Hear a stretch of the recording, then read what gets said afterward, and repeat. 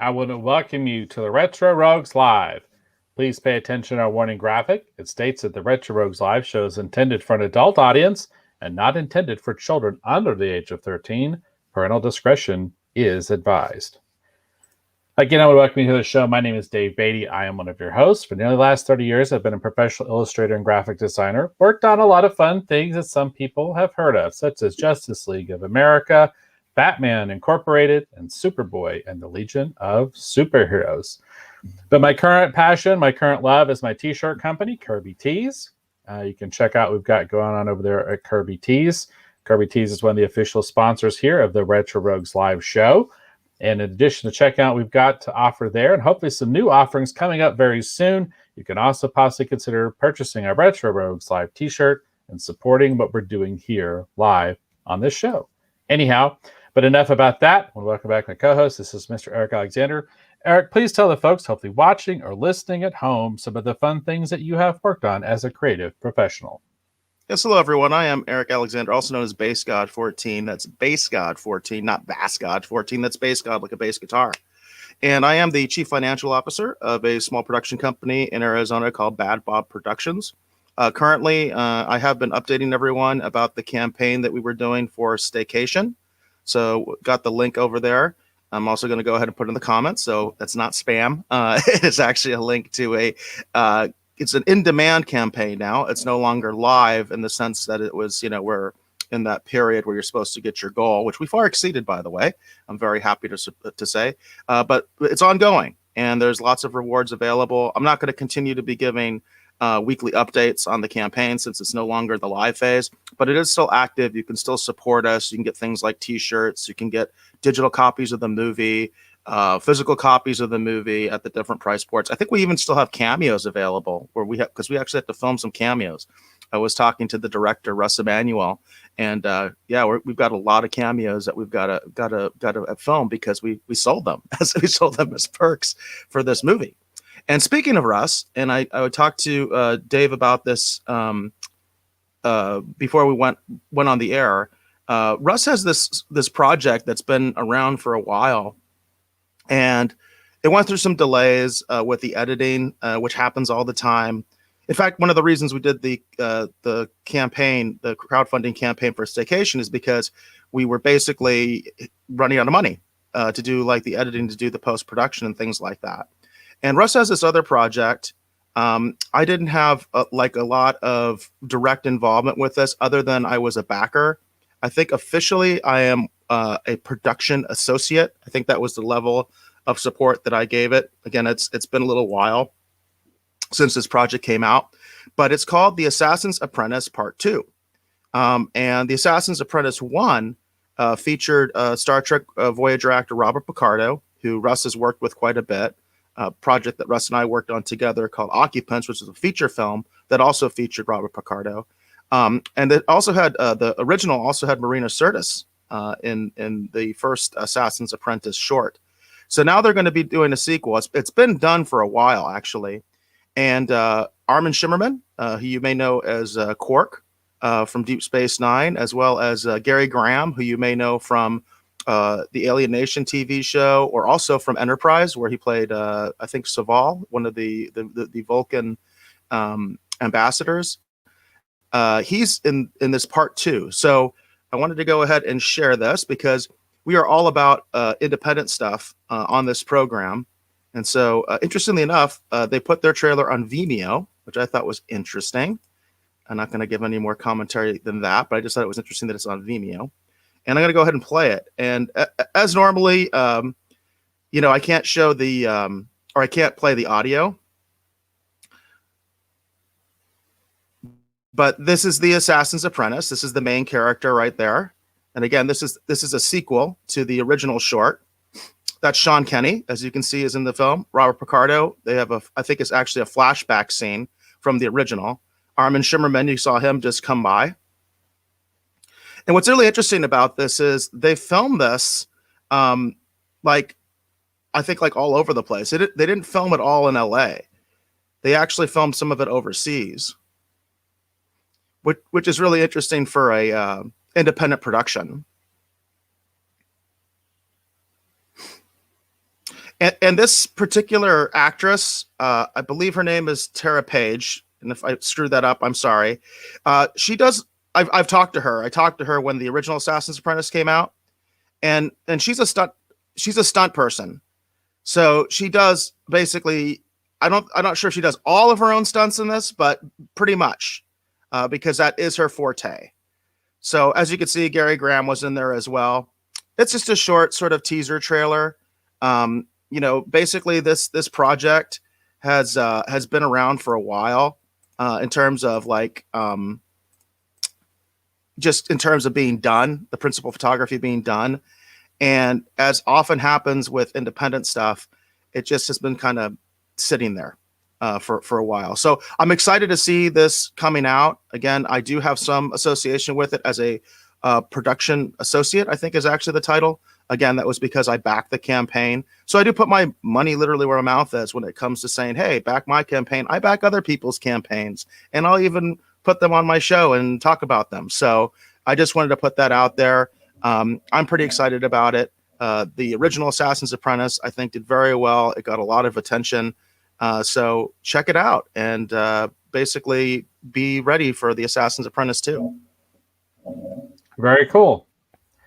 Yeah, I had seen that Russ had released that trailer and for Assassin's Apprentice 2, it looked pretty cool. So I'm excited to check that out, and we have the opportunity to actually watch it. It'll be fun and exciting. And all right. Glad to see PJ's in the house. We haven't seen you in a while. Oh, hey, Orville Nation is in the house, PJ. And he says it's good to see us, and it's good to see you, PJ. It's been a while since you've checked the show out. So we really appreciate that. We always appreciate your support. You've been probably our biggest supporter when it comes to anybody on YouTube or Twitter. And we really appreciate it when you come on the show. And hey, I will pitch this to you before, because I've talked to you that it would be good, I think, to have Russ on your show sometime. And he can talk about staycation. He can talk about occupants. He can talk about the Assassin's Apprentice 2, what we were just talking about. He can talk about all that stuff and working with a lot of actors that your audience is going to be familiar with, because a lot of the actors Russ works with are Star Trek actors. Cool. So let's go ahead and get into the main topic here. So we're going to be talking about the next episode of WandaVision, but we're going to start things off a little bit differently tonight. I'm going to go ahead and share my screen here real quick. So one of the things that Eric and I have been talking about is this idea of actually, we talked about kind of doing like a primer or talking about some of these side characters or other characters that are in WandaVision and talking about different aspects of them. So I want to show you this because this was my original introduction to Monica Rambeau. And when I was a kid, she was actually the Captain Marvel. She was like a big character for Marvel at that time. Now, this right here, this is the first time that I was introduced to Monica Rambeau, or as I knew her, Captain Marvel back in the day. She was on the cover of, actually, this is the Marvel Superheroes. This is the role-playing game. This was published. Oh, wow. Yeah. I thought it was a book. That's funny. I didn't realize it was the role-playing game. It's a role-playing game. This was published by TSR. You can see at the top, it says, from the producers of the Dungeons and Dragons game. But as you see, what's interesting about this, I wanted you to see this. By the way, do you own this? I used to. I want to find another copy of it. It was destroyed in my apartment flood. But I used to play this game all the time. I love this game. I didn't know about this. And so TSR, they made a lot of other games, right? A lot of other role-playing games, right? Yeah, Dungeons and Dragons is probably their biggest one. That's crazy. So I'm just, I don't know. I'm sorry I'm going off on this, but do you know it's like the same rules as Dungeons and Dragons, or do they have their own rules, or what? It's pretty much, it's a very similar system. It's a little different, but it's very similar. It's pretty close. This is way before the D20 system, so this is the more complicated version of it. But I loved this game. I used to play this game with all my friends. Anytime I could get people together, I played D&D growing up, but I played this more than I played D&D. That's crazy. And I talked, but I think I talked previously about this, but one of my characters I had in this game, I actually played Captain America, But in one of the earliest adventures that came with the game itself, there's this scenario where the Thing has Captain America's shield and a giant slingshot, and you have to kind of try and escape. Well, I got a really bad die roll, and my friends and I were really hardcore, about the game. And so, and we kind of would invent our own side rules. And I had a really, really bad die roll. And so Captain America actually lost his arm. His shield actually cut through his arm. And so we actually gave him, Iron Man actually built him a robotic arm. So it's kind of more like the Bionic Man, but he actually had a cybernetic arm. My Captain America, I used to play in this game, and it upped his strength level and gave him different abilities. And it's so funny that many years later, Winter Soldier has a bionic arm, but literally back in the 80s when I was a kid, my Captain America had a bionic arm, and he lost it in one of the early adventures that we played with this game system. So I want to show this because I want to show everyone, when I was a kid growing up, this is the importance that they put on Monica Rambeau, Captain Marvel. Look at who's on the cover there. Do you see that? That's Spider-Man, the Thing, which is interesting because the Thing used to be a big character for Marvel, one of their most recognized characters. Like, he was up there with the Incredible Hulk, right? And it's just so funny because you look at this cover, and at this time, these are the characters they thought would help sell this game. These were their big characters. I'm pretty sure Captain Marvel they wanted to feature, right? Like, she wasn't that big of a character, but they wanted to really push that this is one of our new amazing characters. But you've got Spider-Man, the Thing, Captain America, and Captain Marvel. And this is around what year, Dave? This is the 80s. I don't remember exactly what year, but I do know the year of the actual book we're going to be talking about. Let me pull that up. Where did that go? Darn it. Here I go. I do that all the time. I accidentally close tabs and things like that, and then I'm scurrying trying to find the article again. Right. I think after all the time we've been doing this show, I get better at it. But one of the issues I have is I only have one screen, folks. I don't have an extra screen where I have all my stuff primed and ready. I have to switch to the tabs, and it gets clumsy. Well, see, and mine usually works pretty good, but here lately it's been giving me fits. These last couple of updates, it's been getting kind of buggy. So my apologies for that. But this is what we want to talk about tonight. Okay, so I want to talk a little bit about Monica Rambeau. I want to talk a little bit about Captain Marvel because I think it's interesting. I have put forth. Well, we'll wait for the spoiler part, but let me talk about Captain Marvel in the comics here real quick, and then we'll go on beyond that. So, just real quick, Monica Rambeau was born in New Orleans, Louisiana. She was a lieutenant in the New Orleans Harbor Patrol, and she actually operated a cargo ship as a captain. And her origin is she was trying to prevent the creation of a dangerous weapon, and she was exposed to extra-dimensional energy, which might sound a little familiar to those of you who saw the Captain Marvel movie. And as a result, she was thereafter able to convert her body into energy, and the media dubbed her during her first big outing as Captain Marvel. Now, as time went on, eventually Monica actually joined the Avengers and was the leader of the Avengers at one time. So when I was growing up as a kid reading Avengers comics and stuff, like, she was like a big deal. Like, she was who was the lineup when she was the leader? It was like Submariner, Hercules, like Dr. Druid was a part of the team back then, which is kind of an oddball character. I think She-Hulk might have been on the team at that time. It was a pretty oddball, like sounds amalgamation. Like it. Yeah, amalgamation of like B, C list kind of characters, But just, she was a big deal. She was the leader of the Avengers back then. And again, this is the character, in WandaVision that we're talking about. The agent from S.W.O.R.D. For people that don't understand, because again, Dave and I talked about this off the air. So that's one of the reasons we wanted to do this, is we kind of wanted to get people a little bit up to speed on the background of these characters in the comics. Right. And you skipped out there for a second, Eric, but I think you were saying that you weren't terribly familiar with this character. And I kept going on and on and on about how excited I was to see, hopefully, Monica No, Rambeau. zero. I mean, So, I know Captain Marvel, right? Of course, also me. It's a little controversial for me because I think of Shazam as Captain Marvel. right, I'm on yeah. the DC side of that whole thing, but I didn't realize that there was this version of Captain Marvel. I was only familiar with the original version from the Marvel, which is completely different. It seems like the one that Stan Lee actually co-created, right? That version seems totally different than obviously the version, the Brie Larson version that we see in the films. Right. And I bought this comic book like a billion years ago when I was a kid. Okay, I actually bought it at a comic book store. This is from 1989. This is as it says here on the title, this is the giant size special Captain Marvel #1. And I basically bought this because I didn't really know that much about Captain Marvel either. I mean, I was familiar with Marvel, the male, Captain Marvel, but I didn't really know this much about her.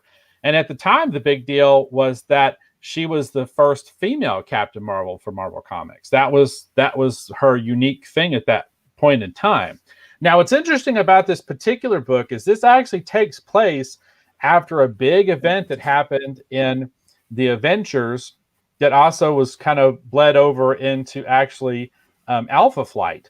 And she was battling this creature, and in order to stop it, which was actually a mutated form of one of the members of Alpha Flight, and as she was battling this creature, she had some problems with her powers, and it caused her to change into a different, like her powers kind of drained her body and almost kind of killed her.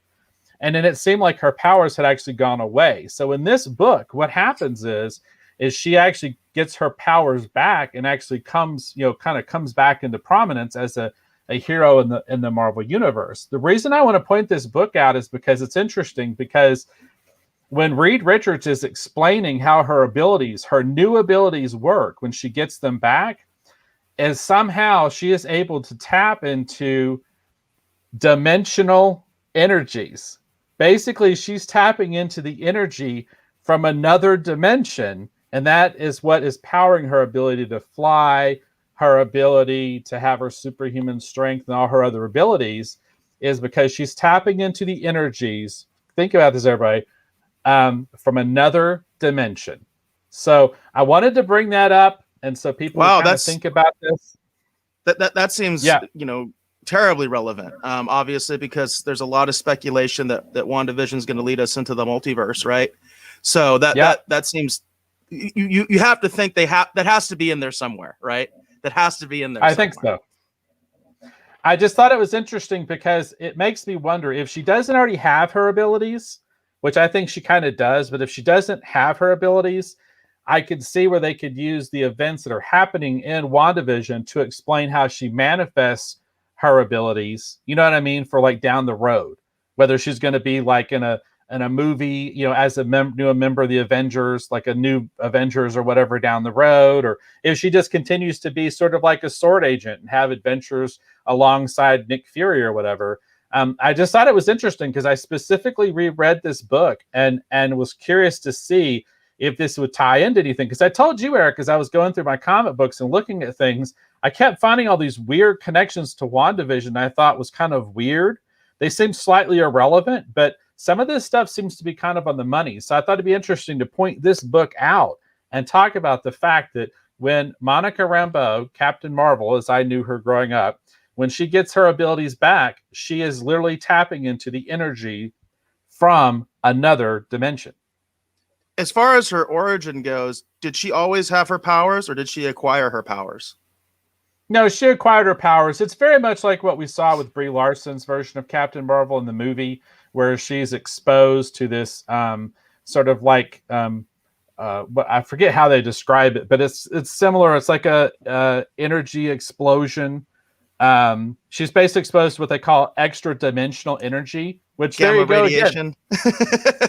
No, think about this. It's extra dimensional energy.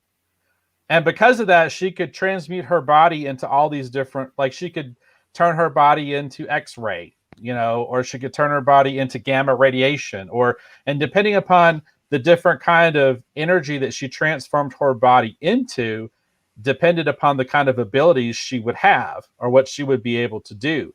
But like I said, in the comics, what ended up happening is she actually lost those powers for a time. It was sort of earthbound and then was serving, kind of in a Coast Guard kind of capacity. And then she has this event where she's able to somehow call upon, summon, or trigger her abilities again. And then it turns out that she's actually tapping into the energy again from another dimension. And that's what's giving her powers. So I just thought that was interesting and worth bringing up, in relation to WandaVision, not only because the character, one, is on the show, but number two, it makes me wonder if maybe that event we saw where Wanda threw her out, if somehow these events that she's going through, if somehow she manifests abilities, or maybe she already had abilities and this is re-triggering them. Maybe she was serving in sword because maybe she lost her abilities, and maybe, you know what I mean? I don't know exactly what's going to happen, but I just think it's really cool that they're touching on all these little things that you wouldn't think would be very important. But a lot of this stuff comes from the comics, and I just think it's really kind of cool and fun. We're going to continue this with next week's episode 2. I'm going to highlight some other things that I'm finding in the comic books that they're doing in WandaVision, which I think is kind of cool. Yeah, this is really interesting to me. Again, I have no familiar. This one of the reasons we did this is for me, quite frankly, because I don't know. I had no information about the background of this character. So for anybody else that's been kind of scratching their head a little bit, I think this is really, really interesting. And also, it's interesting because you, Dave, I know you speculated that Monica Rambeau might already have some powers in WandaVision, and that'll be interesting to see if that plays out at all, because it sounds like the character originally kind of went through a process, right, where she had powers and she kind of lost them, then got them back, that kind of a thing. It'd be interesting to see if that's something that ties into WandaVision at all. Yeah, I think it'd be really cool, and I'm excited to see what they do. And then again, with next week's episode and moving forward, I'm going to continue to do this and show everyone all these interesting things I'm finding from the comics, because it's kind of cool, because there's a lot of people talking about this stuff on YouTube. They're kind of hitting the obvious high notes, and people are kind of missing kind of this weird or sort of like deep dive, sea story kind of stuff that I think is interesting, because it's kind of cool the way that they're touching on all this stuff. Because, this book, for example, I don't know what the current status of this book is, but I know at one point you probably could have found this book in $1 or a 50-cent bin. You know what I mean? Yeah. And it would have been overlooked, but it's interesting how I seem like that they're touching on things, and alluding to things that come from a lot of these really kind of cool, classic, old, at least in my mind anyway, because I grew up reading these books. So in my mind, they're classic stories. I know for other people, they're not. But I just thought it was really kind of cool and worth bringing up. Absolutely. Now, we are getting backed up over here in the Rogues Gallery. Gap Stargate is in the house, which is new to the show. Gap Stargate, welcome. He says, hi, all. And he says, great stream, guys. We really appreciate your support, Gap Stargate. We appreciate you checking out the show. And please comment. If you have some speculation or some of the background of this character or something like that, please feel free to join the show. We always encourage comments from the Rogues Gallery. Very cool. And again, we're going to continue to give away comics for people that comment during the show. We actually did not give away that Stormwatch in the last episode, so we're going to do that actually on tonight's episode. So all you need to do to winner is, number one, hopefully be in the United States. Number two, comment in the Rogues Gallery during the show. It can be relevant to the topic. It could be slightly off topic, but an observation you may have in relation to WandaVision or any of the things we're going to cover here on the show. But please be in the United States. And again, the contest is only during the show. Once the show is over, then you can't be entered into the book. But we are going to give away that signed copy of Stormwatch. I forget which 17, 18, whatever it was. I actually signed on last episode. I turned on my camera, but I don't feel like being on cam tonight, guys. So my apologies. But we are going to give that one away. And I'm behind getting stuff in the mail, but all that stuff will hopefully be going out actually this weekend. But again, thank you everyone for watching and commenting. And let's go ahead and get into actually talking about our initial impressions of this episode of WandaVision. What do you think, Eric? Well, what do I think? It's kind of complicated. So this was a really interesting episode for me. And of course, it's called On a Very Special Episode. So one of the things that I was talking about in the aftermath of episode 4, and I've kind of harped back to this quite a bit. There are sort of two camps, I think, when it comes to WandaVision. There are people that really, really like sort of the campy, I call it like TV spoofs. That's the way that I would term it. Like it's kind of spoofs of different classic television shows that Wanda and Vision are kind of trapped in. And so there's a camp that really likes that stuff, right? I'm not in that camp, and I've tried to make that very clear that I'm not in that camp, because I do feel like instead of like creating like a great Dick Van Dyke episode, it ends up being a spoof of Dick Van Dyke, and it's nowhere near as good. Okay, that's where I'm coming from. But what I've been intrigued about, is the A story, right? The overarching story, which is, who's doing this? Why is this happening? That kind of stuff. How is Vision alive? All those kind of big questions that, have the bigger implications for the MCU as a whole. That stuff I'm pretty hooked on. And I thought it was going to be interesting because they did, this really isn't a spoiler because it's not talking about specific content, it's talking about the format. With this one, they had to try to merge those two together, right? Because in the first 3 episodes, it was basically all sitcom. And then in episode 4, we got the bigger picture of what's happening in the larger world and how they're being affected by this. And now with episode 5, they combined them, right? They had a sitcom episode format going. It seemed like it was kind of a spoof, I guess, of like, I felt like Family Ties and Webster. That's kind of the vibe I got from this episode, as far as what they were doing in the sitcom format. Yeah, I could definitely see Family Ties. They'd have the painting. That's the big thing, right? The painting of the characters. That's from Family Ties. It's clearly from Family Ties. So it's 80s show. It's supposed to be the 80s, very, very obviously. But I got a really Family Ties and Webster is what I really got because of the kids, right? And that's not really a spoiler, right? Because we saw in the previous episode that WandaVision had kids, right? So that stuff is still not working for me very well. But I also got a little frustrated with one of the characters on the other side of the story.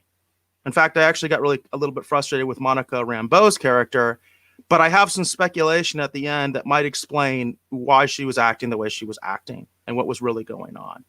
But overall, I thought it was an interesting episode. I think it is a little clumsy in terms of trying to put those two worlds together, because I don't know, and maybe I'm taking crazy pills here, but I feel like fans tend to gravitate towards one side or the other. Either they really like the bigger implications. They want to know what's going on. They kind of want to figure out how this really, fits into the rest of the MCU, why this is happening. Whereas there's other people that really like the campy sitcom stuff. And I don't know how well they work together. I'm still trying to figure that out. This is the first episode we saw where they did that. And I don't know if they accomplished that very well, merging the two.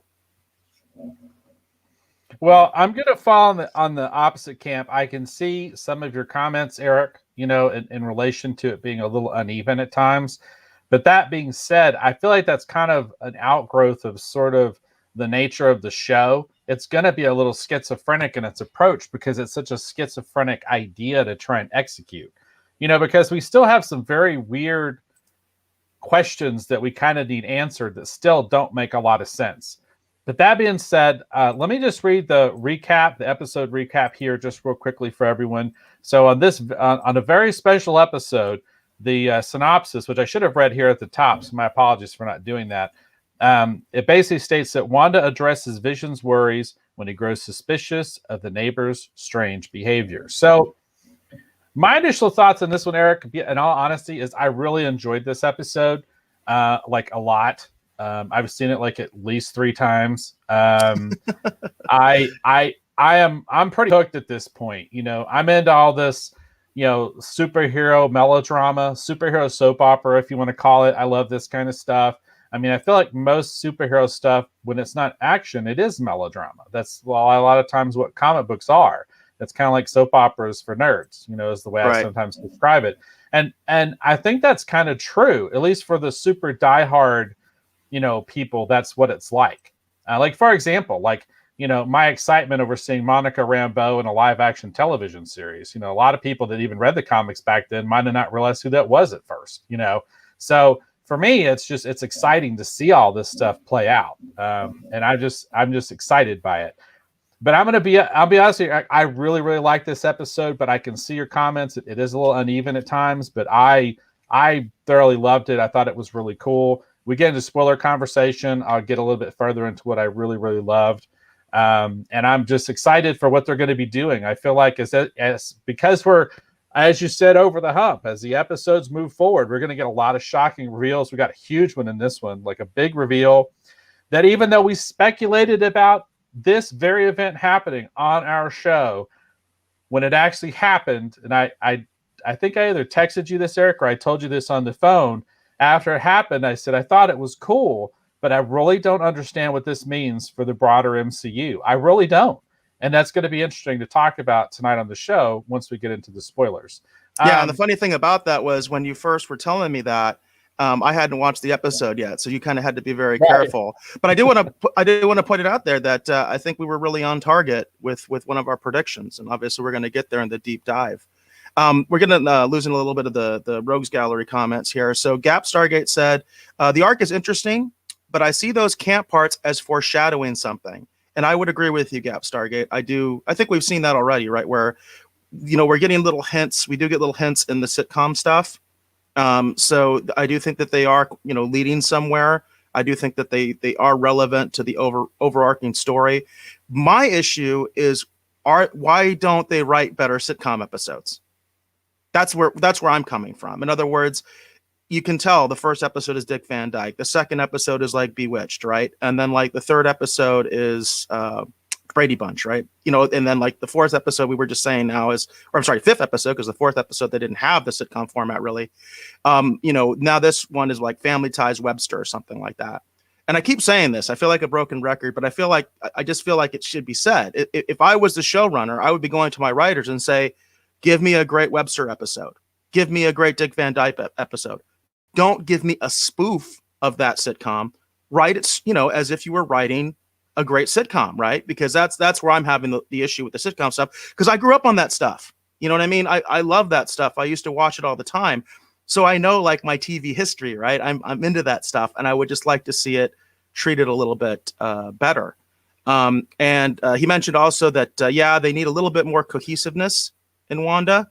That's sort of my criticism of the current episode, is that I feel like I'm not sure if it's working yet for me. And granted, this is the first time they did it. This is the first time they mashed the two worlds, right? The outside world and the sitcom world. Right. So, we'll see, because it could get better, right? It could get better, at least for me. It sounds like Dave, you're good with it already. But for me, I feel it's a little bit clumsy. Yeah, I'm pretty hooked at this point. I'm pretty hooked.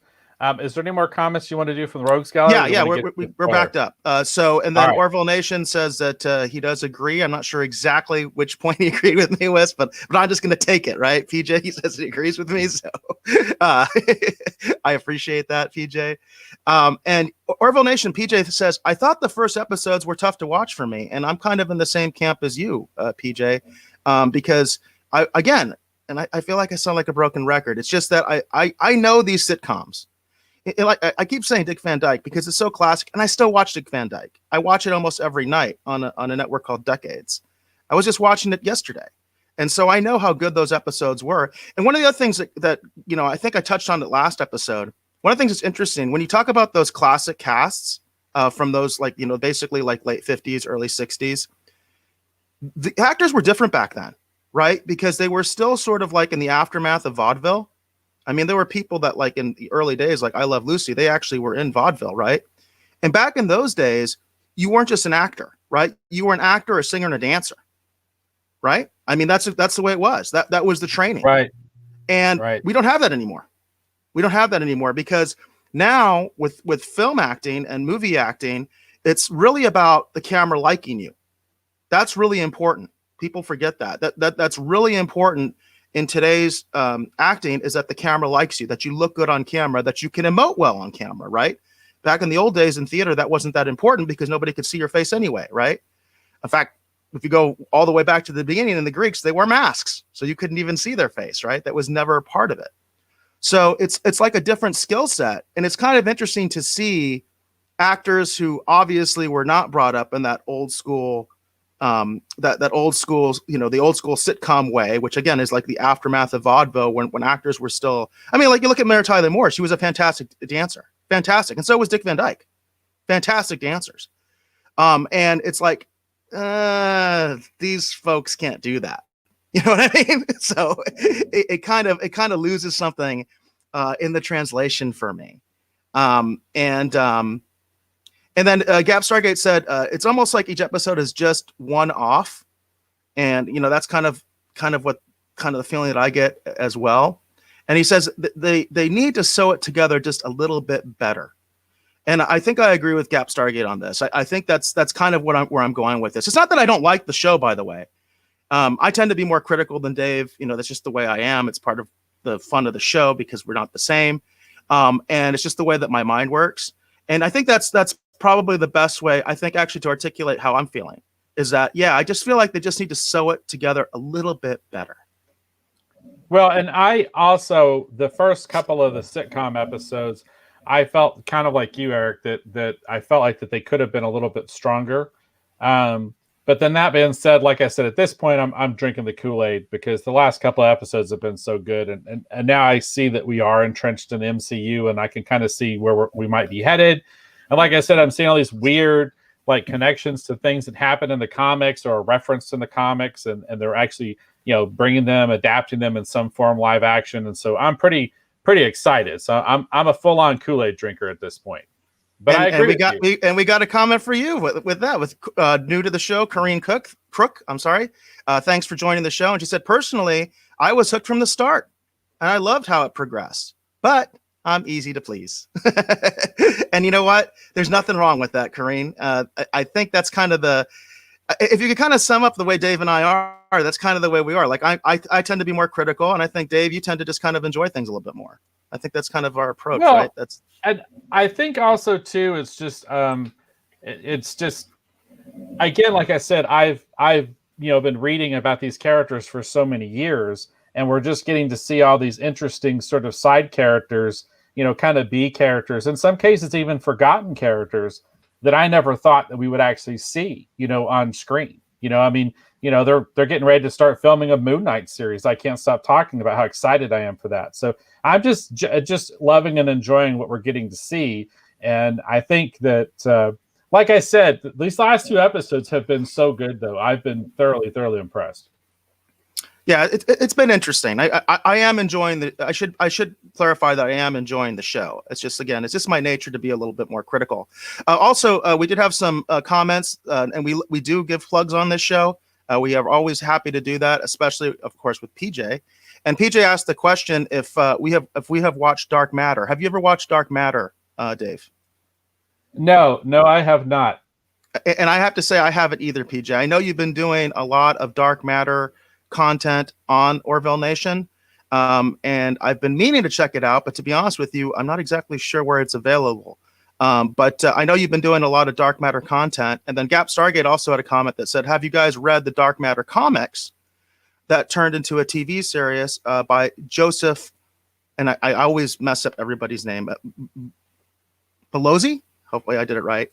I'd love to see you guys appear on Orville Nation. And by the way, Gap Stargate, not together, but Dave and I individually have been on Orville Nation before for various things. In fact, I think PJ and we talked about Picard, right? I think that was the reason I was on there one time. And I know you've been on Orville Nation as well, Dave. And of course, actually, PJ was just saying that hopefully we'll get Russ on there. Yeah, we have actually participated in Orville Nation before, Gap Stargate. And I do know you guys are doing a lot of Dark Matter stuff, but unfortunately, I haven't seen it. I was going to say I'm not too familiar with that, but talking about Dark Force, getting back to Marvel, at one point, Monica Rambeau, Captain Marvel, is actually trapped in actually pure Dark Force, actually in a classic Avengers storyline, and I was actually rereading that the other night. So not connected, but just going to throw that out there. Are we good to get into the spoiler part? Do we have more comments of the Rogues Guy we need to catch up, or? Yeah, let me. We're getting some really good comments right now. We've got a lot of activity in the Rogue Gallery, which is pretty awesome. So, and new faces, which I think this is all PJ. So thanks, PJ. I think you got some people to come and comment. We really appreciate that. You've always been a big supporter of the program, and we are big supporters of you as well. And Kareen was mentioning. I also think for me, we've had such little new Marvel content. Just to see the opening titles have given me the warm fuzzies. And Kareen, I think a lot of fans are exactly in the same camp as you. We've been starved for MCU content, huh, Dave? I mean, it's been a while, right? It really has. Yeah. It was weird because they were trying to create a little bit of a drought to create interest and excitement for when, the MCU would return. But then when everything else that's been going on, it just kind of amped it up and made it even more intense. But no, yeah, and I agree. One of the things I love, actually, Kareen, is I love how in the new opening we get all these other characters. They've worked, for example, you see Rocket. You know what I mean? He's in the opening. And it's just exciting to see all these characters. And yeah, I agree with you. I'm in the same boat. It's a lot of fun to have the MCU back. Yeah, it is. And like I said, it really has been a long time. So I don't discount that. And again, that's actually where I'm at too, is that I really want to know what the implications are for this, for the larger MCU. That's what I'm really after. That's what I'm really craving, because I want to know how this is going to connect with everything else. And, this is the beginning of what, phase 4, right? Is that where we're at right now? This is basically like the first official phase 4 thing. Well, unless you count, right, Spider-Man. The Spider-Man movie, I guess, kind of was, right? So, but there was such a huge gap between Spider-Man and this, right? It's been a while. Yes, there was. Yeah. It's been a minute, And Gap Stargate, you are too kind. He says, you guys rock. You work off each other well. We really appreciate that, Gap Stargate. And again, we really appreciate all the comments. It's going fast and furious in here. It's kind of cool to see. But keep your comments coming, folks. And sometimes they do get away from us, but we do our best, especially if you're talking about something that's, very relevant to the conversation. We want to get, your comments out there and respond to them, right? Because that's what it's all about. And PJ said, yeah, we never have them on together, meaning he says Dave and Eric together are way too rowdy. Right. We have not been on Orville Nation together. Yeah, we're just crazy wild guys, right? So one of my favorite things I've actually done was actually when I was on Orville Nation, I was actually sketching and drawing for people live, and created a couple of new quasi Orville characters as sketch cards. And we actually gave those out on our show over here. So a lot of fun over there at Orville Nation to be had. And speaking of that, again, they did mention also follow, because I had asked, Dark Matter is apparently available on Netflix. So if anybody wants to be getting into that, and I know that they do a lot of Dark Matter coverage with people involved with the production of the show on Orville Nation. I am aware of that. It's just, unfortunately, I haven't had a chance to check out the show, but maybe I will. I do have Netflix, so maybe I'll check it out. All right, very cool. Any more comments you want to get to there, Eric? Or are we good to get into? I think we're okay for the moment. So, all right, okay. Let's get into it real quick. Okay, so we're going to go ahead and get into the spoiler-filled talk about this episode 5 of WandaVision. Let me get my spoiler warning thing ticker going here, so everyone is warned. So, we are going to be talking spoilers, deep dive into WandaVision episode 5, right? That's right. So, if you have not seen this episode, now is the time to maybe venture away for a little while and maybe come back when we get into the pop culture, the streaming wars segments. But let's go ahead and get into it. All right. So this episode, again, as Eric said, it bridges the gap between, sort of the what's happening outside of Westview versus what's happening inside the Hex, as Darcy has dubbed it. And it's interesting, too, because the last episode, focused so much on what was happening in the outside world, it was very interesting to kind of venture back into the sitcom portion. We see that Wanda and Vision are trying to acclimate to basically being parents, right? And there's a little bit of drama there. And then I think our first big kind of reveal is that in that moment, we actually see that the twins actually have the ability they're aging at an extremely accelerated rate. We don't realize yet that they have the ability to age up at will, but they do age up rather drastically. So obviously time as it's passing in the hex is not it's not at all in the way in which we think of time passing. We do, and I do like the intro too, and I think this is probably of all the theme songs they've given us, I do like this one the most. It very much reminded me of, and it's so funny because I'm drawing a blank right now, but there's actually the theme song from Growing Pains is what it reminds me of, the BJ Thomas song, As Long as We Got Each Other. That's what the song reminded me of. And I thought that was very interesting because the intro is kind of calling back to family ties, but I thought it was interesting. It's kind of a mix of the two. But of all the theme songs we've gotten, I like this one the most. This one I thought, and the pictures as the intro goes is kind of funny too. The pictures of Vision as if he was like a young child, because as we know, Vision was never a young child. You know, he was basically just created and manifested full form as an adult with intelligence and everything. So that was kind of funny stuff. So what did you think about this? I mean, it's pretty much the obvious sitcom territory. You know, as this kind of opens up, you know, we got little funny bits, you know, with the kids and all this other stuff. But what did you think about the idea that the kids are aging at a much more accelerated rate, Eric? Well, I thought it was, I mean, it's consistent with what we know of this world, you know, already. I mean, we saw how the pregnancy worked and how quickly that went. And that was even part of the gag, I guess, of that particular sitcom format, right? Was that the fact that this pregnancy, like, it's like a couple days, right? And she's basically goes from being pregnant to giving birth, right? Time obviously passes very differently in the hex, right? So we do know that. That's one of the things that's kind of interesting.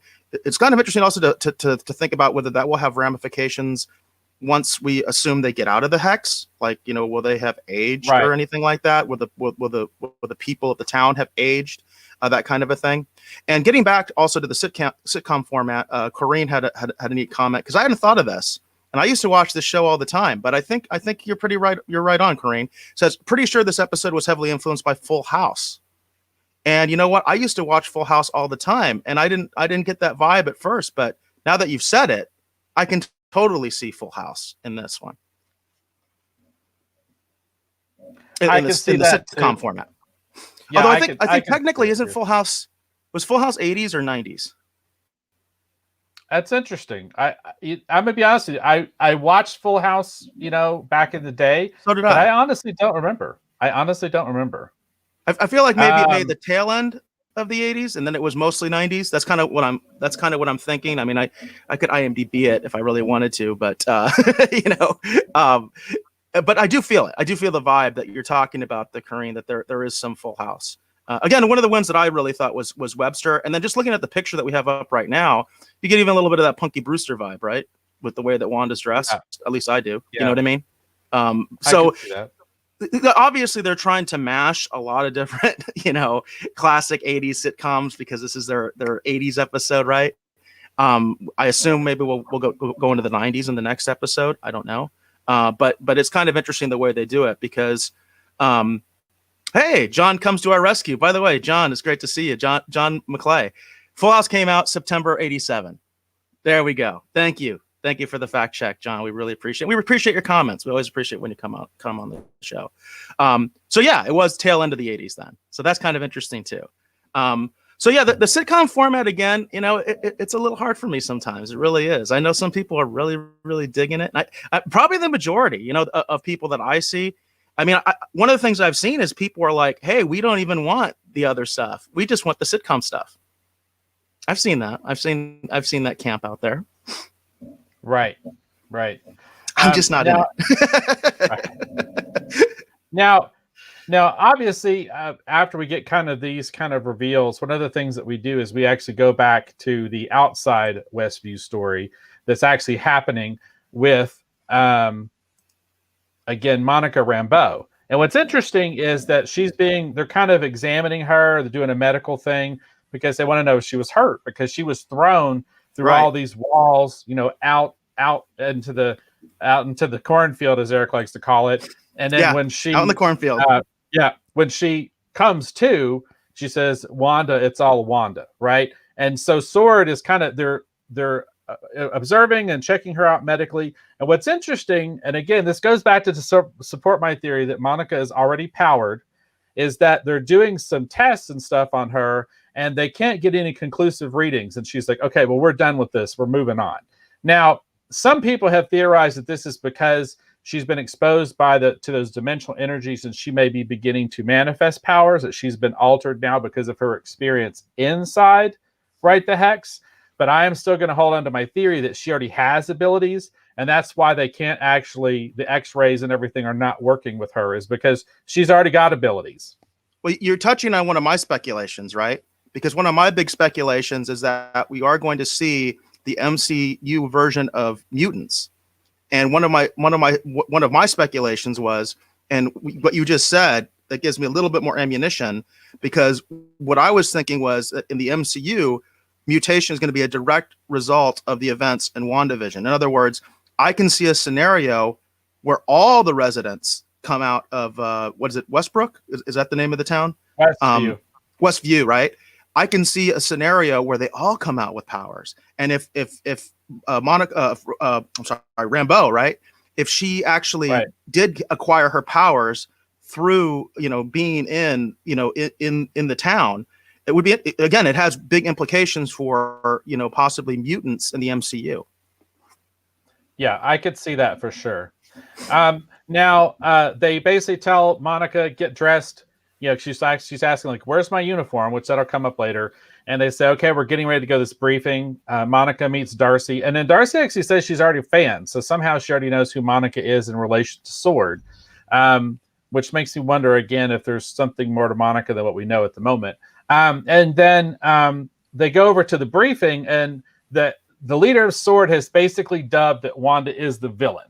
That's pretty much kind of where they're falling down, that they think that she is endangering all of these people, and they're trying to game plan what's going to be their kind of next move, right? Yeah. And then as far as the sitcom portion is going, we get back into the sitcom world.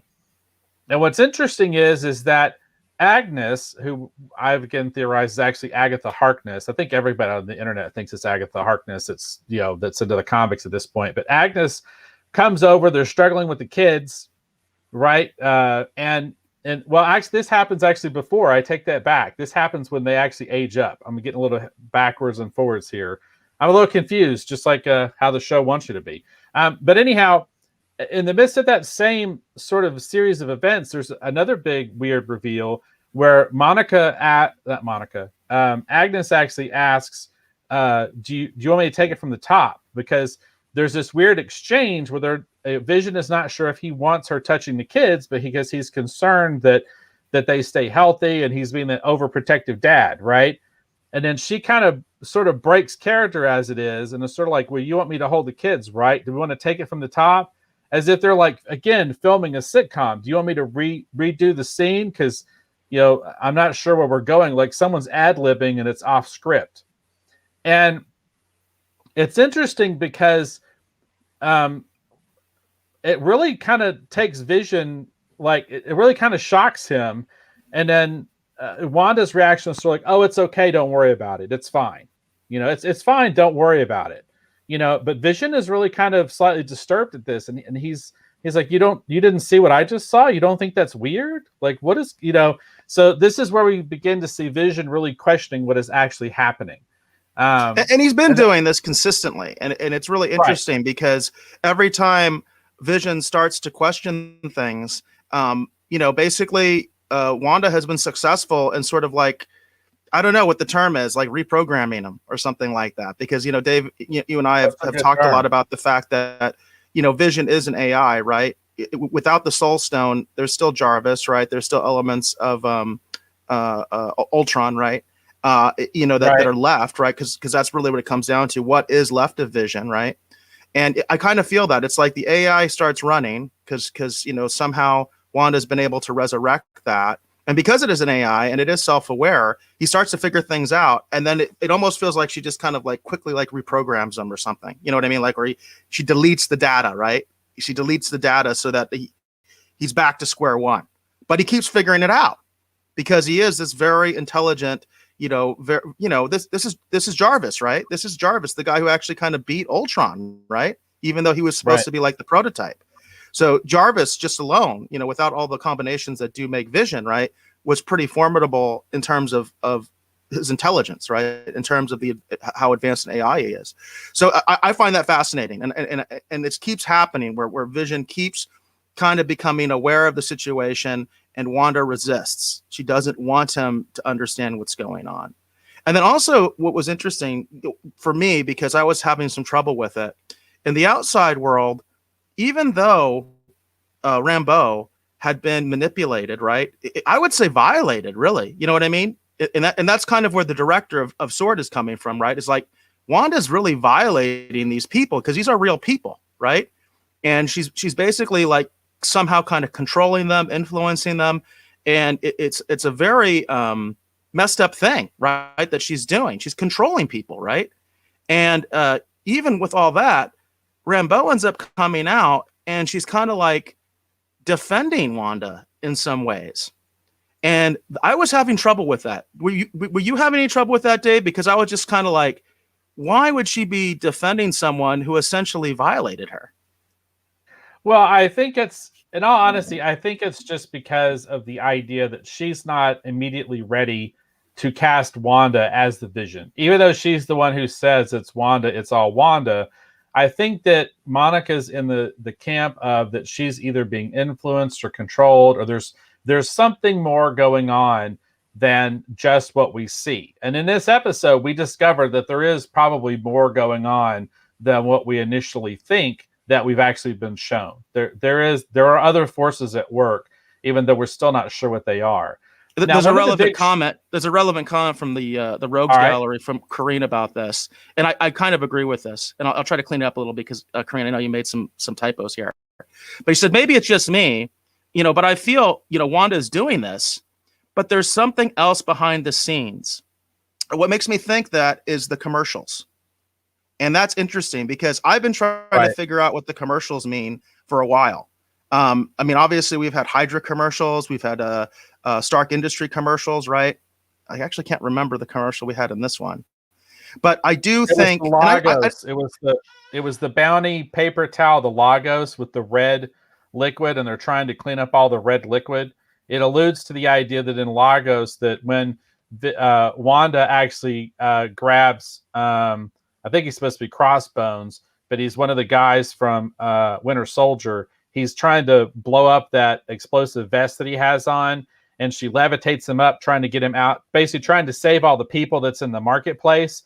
And when he explodes before she gets him clear, and it blows up that building, and that's what causes the whole Sokovia Accords. So it's kind of like, you're trying to clean and do a good thing, and then you accidentally create a mess. But it's a Bounty paper towel, but they call it Lagos. Yeah, okay, I remember that. So that's interesting too. But I think we both kind of touched on that before as well, that even though clearly Wanda is doing most of this, I don't think either of us have discounted the possibility that somehow she's being influenced. Like maybe it didn't quite come out the way she intended, because we still haven't really got an explanation for why the sitcom format. Like, why is that even a thing, right? And so, one of the things I have speculated about is that she was trying to kind of make this pristine town, right? And maybe she's using some of her childhood memories based on maybe classic shows she used to watch, like Mayberry, right? Like Mayberry is supposed to be like that idyllic kind of perfect, any town, USA thing, right? And it kind of got somehow warped by somebody, whether it's Hydra or elements of Hydra or something that we haven't seen before. I could see that. And I've been pretty consistent saying that, even though I think, I'm pretty much in the camp that, yes, Wanda is doing this. I don't discount the possibility that she's being influenced somehow by something else, that it's not quite coming out the way she wanted. And a lot of people, again, the different people on the internet that have been speculating on the show, there's a lot of belief that it's actually Mephisto, which is sort of like the MCU's version of the devil or Satan that's behind all of this. I'm still holding out my theory that I actually think it's the High Evolutionary. But we're going to find out as the show goes on exactly, who is there. Does appear to be someone behind the scenes that's manipulating things for sure. Now, one of the things that happens in the briefing, though, just to get back to the show, one of the things that happens in the briefing when the sword director is talking, he said he's gotten clearance to show them this footage, right? And the footage, what it actually purports to show is Wanda actually storms a sword headquarters, right? And basically she abducts or steals back Vision's body. That's one of the things that this footage shows us. Now, what's interesting about that is that I think it was the previous episode, they talked about this idea that basically that Vision had a living will. And in that will, he said he did not want to be brought back. He didn't want to be used as a weapon. And what's interesting is if you look at the actual footage, when they show up to actually take Vision back, Sword has basically taken him apart. And it makes me wonder if maybe Sword was trying to retro, whatever they call that, where they take advanced technology and they attempt to apply it to other things. And it makes reverse me wonder, engineer. Yeah, exactly. And it makes reverse me wonder engineering. It makes me that's wonder interesting. if they might have been doing that with Vision to actually develop either weapons or technology actually for Sword to use. No, that makes a lot of sense because it's Sword in the MCU. It part of the acronym, right, is sentient weapon. And that's exactly what Vision is. Exactly. Vision is a sentient weapon. And next week's episode, I'm going to be talking about a comic book, actually West Coast Avengers 45, that I feel like that this very idea is actually touching upon. But we'll talk about that next episode. So that's kind of a shocking reveal. Yeah, I thought it was a bombshell. You and I have talked about the fact, obviously, we got the glimpse in episode 4 that yes, this is Vision, right? Because we got an image where he's black and white and the soul crystals ripped out of his head. We got the true, in other words, that is Vision, right?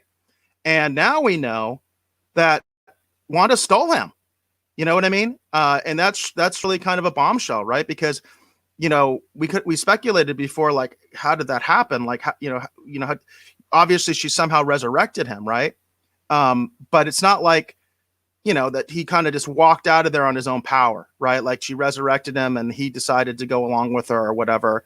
No, it's like she stole him while he was still dead. And then, kind of did the Frankenstein's monster thing and resurrected him. It's kind of interesting. It really is sort of a bombshell revelation.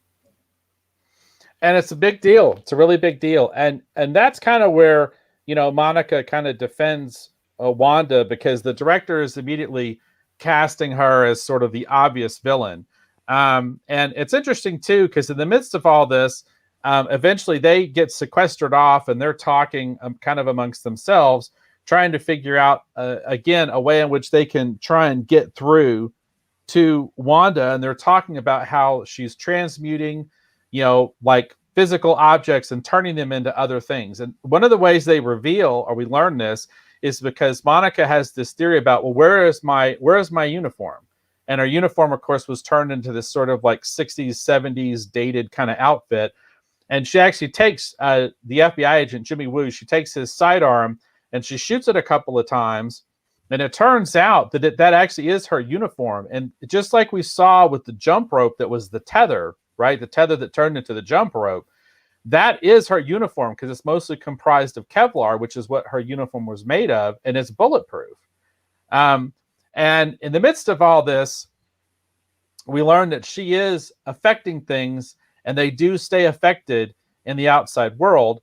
And in the midst of this conversation, too, they start talking about how, well, Wanda never had this much power before. How does she have all this power now, right? And they're beginning to theorize this. And there's been a lot of stuff that's been talked about this, but there's a comment where they're talking about, well, Captain Marvel, was really powerful and she almost defeated, well, they say, Wanda was really powerful and she almost defeated Thanos. Right. And then I think it's Jimmy Woo throws off the comment. He says, well, so is Captain Marvel. I mean, she almost defeated Thanos too.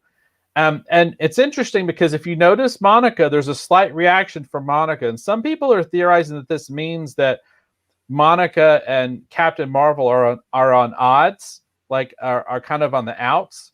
Then some people have said that has something to do with the fact that her mother got cancer and her mother died, and that maybe she felt like Captain Marvel should have done something or whatever. You could even look at it as maybe the Vision idea. Maybe she was exposed to this energy and that's what caused her cancer, right? Like if you want to look at that Dr. Manhattan Watchman idea. But I think it's something more simpler than that. I think it's just that Monica actually has some of these abilities, and because she kind of switches that conversation real quick back to the task at hand. She doesn't want to get too far into it. And I think it's because she's already powered.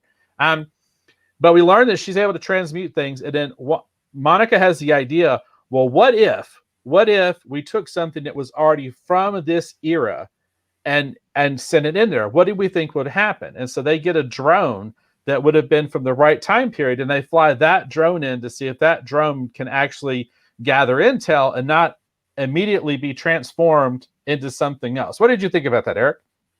Yeah, that was interesting. It's I mean, the rules of that world are very difficult to figure out at this point, right?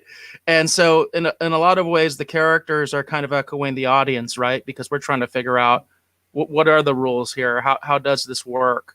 And they're doing the same thing. So I guess it's a little bit of that, art imitating life, which is kind of cool. So what's interesting too, they fly this drone in, and meanwhile in the sitcom world, basically the kids have found a dog, right? There was a dog wandering around, and they're hoping they can convince their parents to let them keep this dog, right? And as the midst of the conversation, Vision comes out. He's theoretically, it's like in the morning, getting ready for work or something, and he comes in, and he's like, well, what is this? And it's like, oh, well, the kids found this dog. They don't want the kids to have the dog, which I thought was interesting. And they, in the midst of the conversation, they decide that, oh, well, they can't keep the dog unless the kids are at least 10 years old, right? And then the kids age up like at will. And that's kind of a big thing, right? We're going to see this come up again later, but the kids age up at will because they want to be able to keep the dog. And in the midst of all this too, and I forget exactly how the timeline of events unfold, but Vision is talking about the idea, it's like, and because he's in his human form, he's not like his regular Vision self. And she's like, and Wanda's like, why did you get all gussied up? Or why do you look normal? He's like, I just had this weird feeling that someone's going to show up unannounced. And lo and behold, here comes Agnes, and she has somehow a doghouse with her. And he's like, and she's going to show up with exactly the thing that we need. And again, putting more suspicion into Vision's mind that these events are happening too simply, right? And they're too organized. They're too planned out, and it doesn't make any sense. It doesn't feel like life naturally occurring, but it's like something is being staged, right? Exactly. Like this photograph. You know what I mean? Exactly. It's very staged. You know what I mean? It's like, and clearly, the whole sitcom format is one of those things that really has me head scratching. You know what I mean? Like, why? That's the big question for me when it comes to the whole sitcom thing is why? Why the hell is it like a sitcom? It's a really strange thing, And of course, the aging thing is odd. Even with just the regular characters, the aging thing is odd. But it's even weirder with the twins, right? Where, as you mentioned, it seems like they can kind of age at will, which is really interesting. I guess it's sort of like, whatever Wanda did in creating them, she just sort of endowed them with that kind of ability, And it's interesting too, because a lot of people begin to theorize, well, if Wanda is transmuting or transforming or turning, real world objects, right, into these other like things, right? If she's, then what were the kids originally? What were they that she transmuted into something else? Are they just a manifestation of her power? What are they? Now, in the original comic book series back in the day, the kids was sort of a manifestation, kind of almost like a delusion. And they actually didn't really exist. And when she was snapped that would make out, sense. That would make sense why they can age and stuff like that if they're just not real, Right. And when she was snapped out of that delusion that she was living, the kids immediately vanished because they were never really real, right? So it's going to be interesting to see how the show actually handles this idea. In the midst of all this, of course, the sword agents have introduced this drone. The drone is actually approaching the house. We get the kids training the dog, little cute, little family kind of stuff, right? With the sitcom stuff. I'm like a big dog person, which I really hated something that happened in this episode because I am a big dog person. But so the dog kind of runs away from the kids and is scratching at the door, wants to go outside. And all of a sudden, Wanda gets kind of real serious, and they're having this conversation about Vision because he's basically gone to work. And the kids are thrown off by this idea. Well, why did he go to work? It's Saturday or Sunday or something like that. And she's trying to play it off. Well, no, it's not. It's actually whatever. And the kids clearly are out of sync with what's happening. Like they know what's really happening, right? They're not controlled by this narrative. Just like Vision is able to not be controlled by the narrative, they see what's really happening just like Wanda does. And so they're like, well, no, that's not the deal. And she's like, well, your father just kind of needed the distraction is kind of the answer they come up with. And I can't remember if we see what happens at his work, and then there's the drone thing. But let's talk about what happened at his work, and then let's an interesting thing that just came to my head right now as you were talking about that is a possibility for Vision actually being the father of these children is that they are synthetic, they are created, and they are based on his AI. I'm just going to throw that out there because I think that would be really interesting if they are actually like derivative of Vision's AI, and therefore that's why they're able to question things and go beyond the Wanda's narrative, because Vision actually really is their father. I'm just going to throw that out there because as you said it, I hadn't thought of it before, but as you said, I was like, that I think would be really intriguing if that's the case, and these really are Vision's kids. Yeah, and a lot of people are alluding to that there's a Tom King series that they're calling back to with the introduction of the dog and stuff. I didn't read the Tom King series. I'm going back to the original Vision and Scarlet Witch miniseries from back in the day. So it'll be interesting to see kind of what ideas they're pulling from. And as they continue to move forward, we'll get those kind of revealed, obviously. But let's go ahead and talk about what happens at Vision. Gap Stargate had a relevant comment. Gap Stargate said, as far as the twins go, maybe they're not real right now. And I could see that, like maybe there's sort of like a development process that is going on in this world where they are kind of, maybe that's, they're achieving sentience or something like that. I could see kind of something like that as well, as they're sort of developing. So maybe they're more of a, what's the word for it? More of like almost like a prototype stage, right? And they're kind of developing. That's one thing that I could think. But Gap Stargate is saying maybe they're just not real right now, which, leads to the possibility of them being real later, Right. So let's go talk about what happens at Vision's work, and then we'll get back to the drone, because I thought the drone is kind of a bigger dramatic moment in the show. But so Vision is at work, and they're just now getting the internet, right? And there's some funny banter where Norm he's like, oh, baby, one day it does this, it does that. Maybe one day it'll find my wife. And Vision's like, well, one day it will. But anyhow, they're talking about the internet. And so they fire it up, and they somehow get a sort of like a sword communication that's going back and forth. It's like in the form of an email. And as Vision is Norm is reading it, everyone else chimes in, and it's really kind of creepy. And everyone reads this communique, and that's when Vision realizes, okay, clearly something is not right here, right? Something is definitely off. And so he actually turns and he uses his ability to phase, right?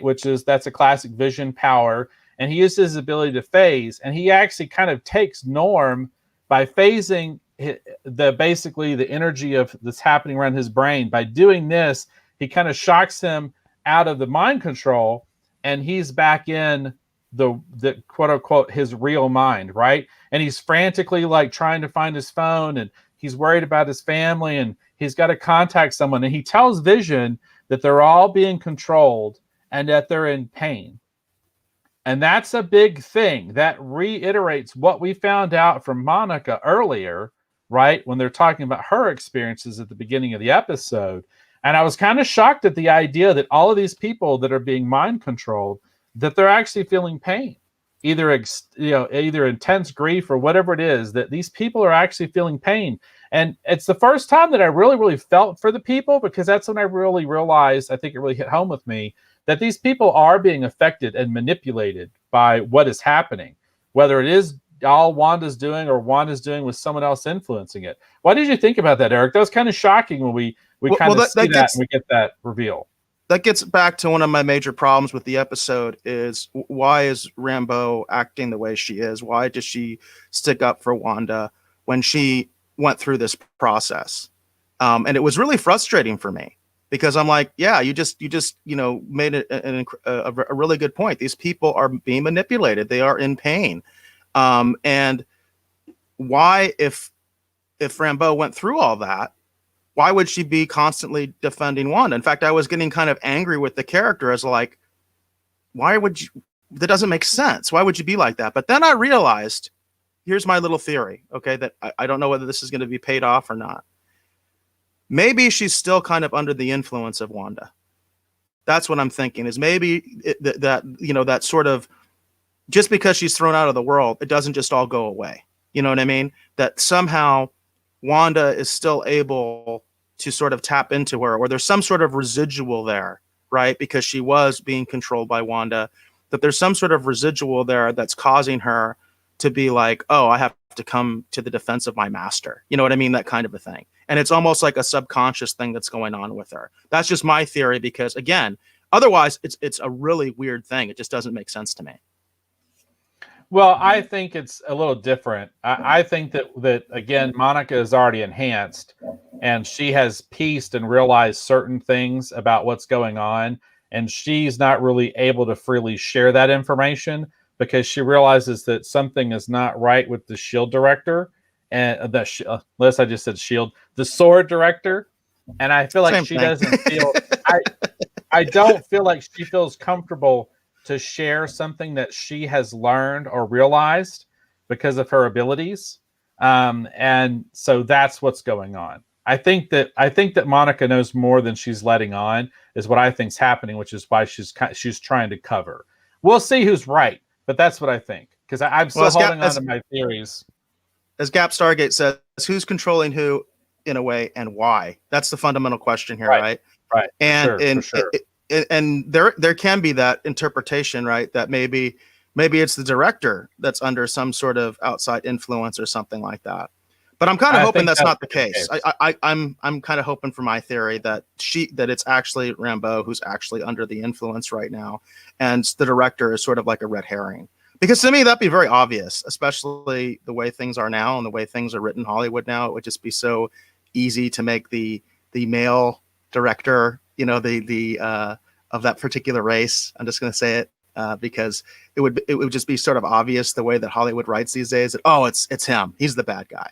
Whereas I think it would be really neat if it was he's actually like a red herring. No, he's doing his job. He's doing exactly what he thinks is the right thing. He's not under the influence of anybody. And it's Rambeau that is. I think that would be a neat twist, just personally.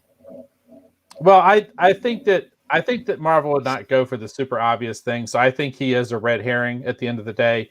But I also think that Monica, I just think that she has realized something that she's not free to tell anyone right now, because it would reveal her hand, and it would reveal the fact that I think, like I said, that she already has powers, and she doesn't want anyone to know. She doesn't need anyone to know. So that's what I think is actually going on. So as we go forward, right? This is the other big thing that happens. They're training the dog. They're messing with the dog, and then the dog runs over to the door and wants to go outside, right? And so Wanda goes outside with the dog, and that's when we see the drone. And the drone is like an older piece of technology. They've been able to fly it in there. And this is again one of the other times that they're able to communicate with Wanda. And Monica is trying to talk to her and kind of get her to, what's going on. Like she's trying to communicate with her. And then Wanda's eyes start to glow red because she feels threatened. And that's when we find out that the drone is actually armed, and the sword directors tells them to take the shot, obviously meaning take out Wanda, right? So there's a gunshot, there's a flurry of activity, and then we get one of the. I thought this was a really cool scene. these alerts go off and these red flashing lights go off and everyone runs outside and someone is exiting the anomaly. They're exiting the hex. And lo and behold, it's Scarlet Witch. Let's use her comic book name. It's Scarlet Witch. And she is not happy. She is not happy. Not one bit. She's pretty upset. And she's dragging that drone behind her. And she's like, I think you lost this. And she throws the drone over at the director's feet. And of course, Monica and everyone, Darcy, they're all there. And everyone sees this. And Wanda pretty much tells them, this is your only warning. You all are going to back off. She's like, and no one's going to take from me, what's mine ever again. It's not happening again. It's hard to tell. It's hard to tell at that point if Wanda is under influence or if she really is going to be the villain of this show, right? As Gap Stargate says, who's the bad girl? Right? Right. That's what it comes down to. And certainly that scene, it seems pretty obvious who the bad girl is, right? And that scene. Right. And in the midst of all this, we get to see, Wanda using her powers. She's really powerful. It's really kind of cool. I mean, she's definitely Scarlet Witch at that moment in time. She's the Brotherhood of Evil Mutants, the super villain that she once was. That's how she comes across. And I thought that was really cool because I used to read those comics back in the day, before she was a hero. So I thought it was going cool. back in that scene a little bit. Gap Stargate had a interesting question that he puts out there, which is the dog a plant? That's interesting. I hadn't thought of that. I certainly hadn't considered that. I think the dog is definitely a plant, and not like a plant transmuted from a plant into a dog. But I do think the dog is a plant because after we give this big moment where Wanda basically threatens them, she changes the outside of the anomaly and makes it like it's more like a force field now, right? Like she doesn't want anyone coming back in again. And she changes the outside of the field, and now everyone can see it. It isn't something that only certain people can see or detect, but now everyone can see the field, right? And it's very clear that she's telling them, you don't come in here. I'm not going to mess with you or your world. You don't mess with mine. And then I like this image, by the way. You can see it where they've got all like the lasers on her and everything like that. Yeah. It was cool. And so she goes back into the world, right? After this sort of standoff with Sword, right? She goes back into her world. And then we get the kids and Agnes, and this is tough scene for me. And Agnes has the dog, and it's almost implied that when they tried to shoot Wanda that they killed the dog. I don't know if you got that, Eric, but it's almost what's kind of implied. That went way right over my head. I got that feeling. I didn't get that. Yeah, I didn't get that. It just went over my head. So right. So, but anyhow, so the dog is dead, and this is where I think Gap Stargate's right, because I think the dog is a plant because Agnes has the body of the dog. And she gives some story about what actually happened, how the dog died, and the kids are having a hard time reacting to this. And they start to do something, and Wanda tells the kids, because it seems like they're going to age up, right? That this emotional moment is going to cause them to age up again prematurely, right? And Wanda says the urge from this feeling is to run from it. And she tells them, don't do that.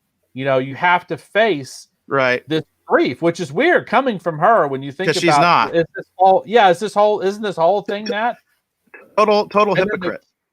And then the kids allude to the idea that they want her to bring the dog back, that she should be able to bring the dog back. And it's interesting because I feel like Agnes is using the death of the dog to try and encourage the kids to age up again, which is why I think the dog might be a plant in terms of like a touchstone moment to force the kids to age up, to evolve faster than they really should, right? And then Wanda's telling them, no, don't, and then Vision shows up, and it's weird. It's a really weird kind of moment in the show. But I do think the dog is intentional because I feel like that the whole point of the dog is to force the kids to, again, age up faster than maybe they really should. And all of this, again, continues to further disturb Vision, right? All this stuff that he's seeing. I mean, because it's weird. It's really weird. So what did you think about it? I mean, don't you think that, Eric? I mean, it does seem like the dog is is a plan, and it is sort of like like Agnes is trying to encourage the kids to grow up faster, right? Right. Yeah, it's interesting. You know, I hadn't considered that, and I think it's a really interesting idea. That you know, the relevance of the dog, but I hadn't considered that when I first watched it. You know, when I was actually watching the episode. So I think that's is kind of what we have been. I feel like we kind of hit this nail right on the head, because I think we said early on that it felt like at some point, you know, it's going to be very clear, you know, that Vision is the hero and Wanda is kind of the villain, right? And we get this very sort of dramatic moment. And I think this was put in some of the teaser trailers and things like that too, but they square off. They square off.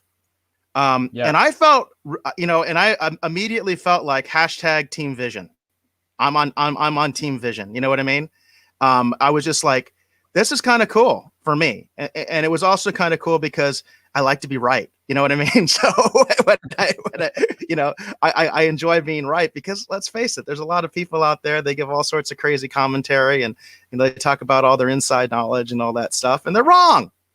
They're flat out wrong. You know, in fact, there's a comment going on in the Rogues Gallery that's a little off topic, but I think we'll get to it at the end of our review here, where there's people spreading rumors all over the place on something that you and I were talking about off the air, by the way, and whether we would address it or not. Since it's in there, we're going to have to address it. But I'm just saying, like, I like to be right. You know what I mean? It's the bottom line, is I like to be right. And I love this because I was right. You know what I mean? Like, this is it. This is the picture right there. Wanda has become the villain, and Vision is still a hero, even without the Soul Stone, which is really interesting, isn't it? Even without that, he is still, I feel like it's Jarvis, right? I mean, more than anything, it's Jarvis, right? Because that's the voice, right? And Jarvis was really instrumental in defeating Ultron. So I feel like this is Jarvis, right? This is the guy who is basically Iron Man's assistant, right? Tony Stark's assistant through it all, through the beginning, right? And I feel like, and that's the Tony in him, right? The hero, you know? I like that. You know, it's kind of cheesy in some ways, but I like good heroes, right? Guys that are just innately good. He is starting to figure this out. He's feeling for these people. And even though he loves Wanda, right, he's willing to take her on.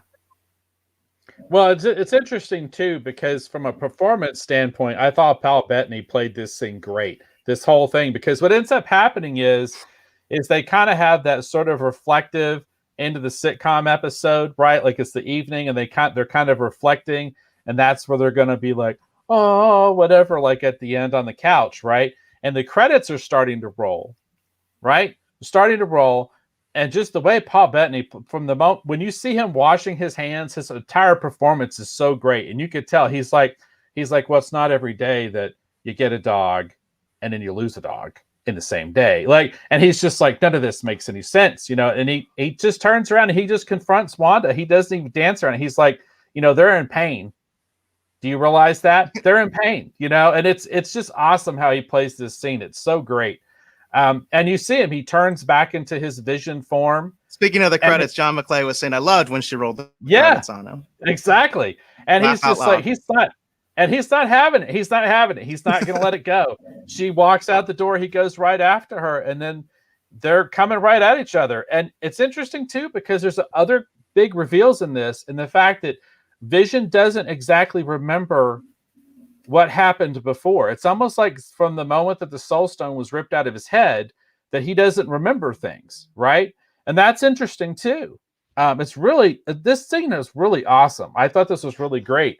And then you see what happens here in the midst of all this. She's like, what do you, and he's like, are you controlling me too? And he's like, but you can't control me. And she's like, can't I? And it leads to this confrontation between the two of them. And it's pretty awesome the way they play this whole thing. It's one of those funny things, right? In a way, it's kind of like art imitating life. It's like, you know, she wants Vision, right? She's in love with Vision. She's distraught about Vision, but she wants Vision to be the way she wants. You know what I mean? Like when Vision doesn't Right. doesn't do exactly what she expects or wants or something like that, then it's like, well, now I don't love you as much, right? Now I don't, I don't want you. You know what I mean? I want you to just be the way I want you to be. Again, there's a little bit of like art, imitating life there, because that's a constant thing that happens in relationships, both sides, by the way, so it's kind of funny, but she has these powers and he is an AI. He is essentially a robot, right? And so she's trying to manipulate him, but he's not having it because, again, this is Jarvis. This is the guy who defeated Ultron. He's going to figure it out. And it's interesting too, because he also throws out, he's like, so when we go to sleep, are you just going to change everything around again? Are you just going to reset everything like you do every night? And they have this big kind of falling out. And in the midst of them having this kind of falling out, Wanda actually, he's like, look, I understand maybe you wanted some of this, and he's like, but how did this all start? Like, he wants some answers. And she tells him that she says that she doesn't know how it all started. And I think, in all honesty, I think there might be some truth to that. Maybe she doesn't know how it all really started. Maybe it wasn't like a calculated thing, right? And then he's like, but you're in control of all of it, is what he alludes to it. And she also says, but I'm not in control of all this. And in the midst of this heated debate, the doorbell rings. And she's like, I am not doing that to change this conversation. I didn't do that. I don't even know what's causing this. This isn't me. Yeah. And I believe that. I believe that when she says that, and this is the big, huge reveal, she gets up, she goes over to the door, she opens the door, and then Vision's like, who is this? And then we see the person standing in the door frame, and it is the actor who played Quicksilver. Technically, Quicksilver, Pietro Maximoff, is her brother. But this is the version of Quicksilver from the X-Men movies. It's not the guy who actually played Quicksilver in the movies that was in continuity of the MCU, her actual brother. It's like, this is her brother, possibly from an alternate dimension. And we had theorized, we talked about this. Oh, you totally had this one, right? You totally were on this rumor. I think you thought it was going to happen in episode 4, right? And it ended up happening an episode later. Otherwise, you were right on. You hit the nail right on the head, right? And of course, this is what we've been talking about a lot, right? This is the big speculation. It's about mutants. How are we going to get X-Men and the mutants into the MCU? And it seems like we have our answer, right? We have our answer here. There's something going on with the multiverse, right? And it's kind of plain to see in the picture. Now, there are a lot of theories. That maybe this may not be actually, it is Quicksilver in the context of the sitcom show, but it may not actually be the Quicksilver from the X-Men movies. There's all this crazy stuff swirling around, and we're not going to get the answers to these questions, obviously, until the next episode and the episode after that. That's when we'll get the reveals. Some people have actually theorized that this isn't Quicksilver, that this is actually Mephisto, actually pretending to be Quicksilver, messing with Wanda, right? It's kind of like torturing her to an extent, right? With, well, I'm going to show you your brother, but it's not going to be. And then there's actually there's this weird thing that's been making the rounds on the internet, and I wasn't sure how to address it, but some people say that you can see like a decayed hand reflected in the background, actually reaching out. It's really weird. It's strange too, because the MCU has been so grounded. If they decide to do Mephisto, you know what I mean? That's such a strange thing to try and introduce. I mean, I guess if you're going to do it, and this show would be the one to do it in, because there's so many crazy, outlandish, strange things happening. Why not have, the devil show up, right? So it'll be interesting to see how this unfolds. I'm of the opinion, in all honesty, that this is the Quicksilver from the X-Men movies. This is our first incursion, our first sort of like where Wanda's powers have actually caused, reality to fracture. The Ancient One talked about that in, what was it, Infinity War or Endgame, or one of them talked about the idea that, well, when you start taking the stones out of where they're supposed to be in time, that you're going to fracture and you're going to cause all these different, you know what I mean, like realities to kind of emerge. You're going to fracture the timeline. All these things are going to spiral out of control. And she said that the stones were the only things that was kind of keeping everything in check. And once you start manipulating them, you're going to cause all kinds of ripples and ramifications that you can't understand. And she's very concerned. The Ancient One's very concerned about what this is going to cause. And she trusts that the Avengers will do the right thing, right? But then this may be our first sort of like, well, this is the aftermath, right? This is the ramifications of taking the stones out of their place in time. This is what's going to cause it, right? So it's interesting. I mean, what do you think, Eric? Do you think this is Quicksilver from the X-Men movies as I do? Oh yeah. At least a version of him. I mean, when you talk about the multiverse now, you've kind of opened it up. So it's not necessarily the one that we directly saw, I guess, in the movie, so to speak, but it's like a version of him, you know? And the question becomes like, who's exactly doing this? You know, Gap Stargate has got some speculation that maybe it's some sort of experiment. And that's a possibility. The question becomes, who's actually conducting the experiment? We've kind of talked about this quite a bit. Wanda is clearly doing something. She had some sort of vision, and I like to say that. The pun is intended. She has this vision, I think, in her head of what she was trying to do to basically deal with the loss of Vision and bring him back, right? But I think, again, we've alluded to this many times, something is kind of interfering with that. That's what I feel like. And this is the biggest confirmation of that, because she said, I didn't do this. She said, I did not do this, right? You know, at this point, Vision is completely aware. He knows this is all effed up. He's ready to fight her, okay? And now we've got this new element that's being revealed where they're kind of saying, well, maybe Wanda's not totally in control of this. There is something else that's causing all this and causing this weird, you know, execution of her plan, right? Because it is a bizarre execution of that plan. This really weird sitcom world that she's created. So the thing I'm most excited about, and this is something we've been talking about from the beginning, and is that we're talking about the beginning of the X-Men and the MCU, clear as day, right? And I'm very happy about it. I'm very excited. I'm very interested to see what the MCU version of mutation is. I think with what we've been seeing, again, my speculation is that the townspeople are being affected by this, and whether Rambeau had powers when she went in or not, that's something you Dave, and I, we've gone back and forth about. I think for sure she's been affected since she came out. And that's my speculation, is how mutation is going to work in the MCU, is that what Wanda has done to these town people is going to make them essentially into mutants. And we see a mutant right here.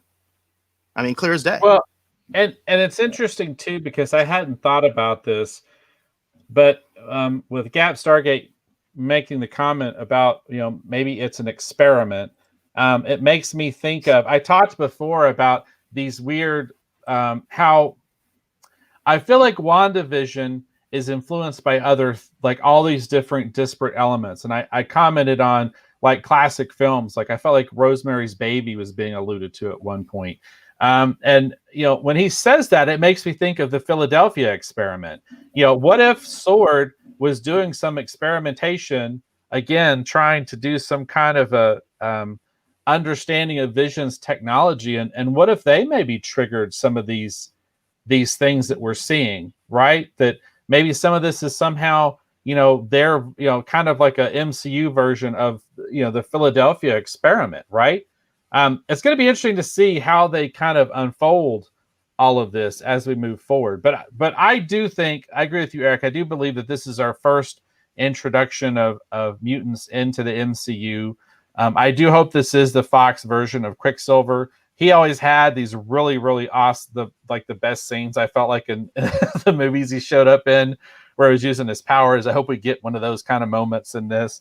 But it's going to be interesting. It's going to be interesting to see how they address this and how they move forward, because this Quicksilver's dad is Magneto, if it's the Fox version of Quicksilver.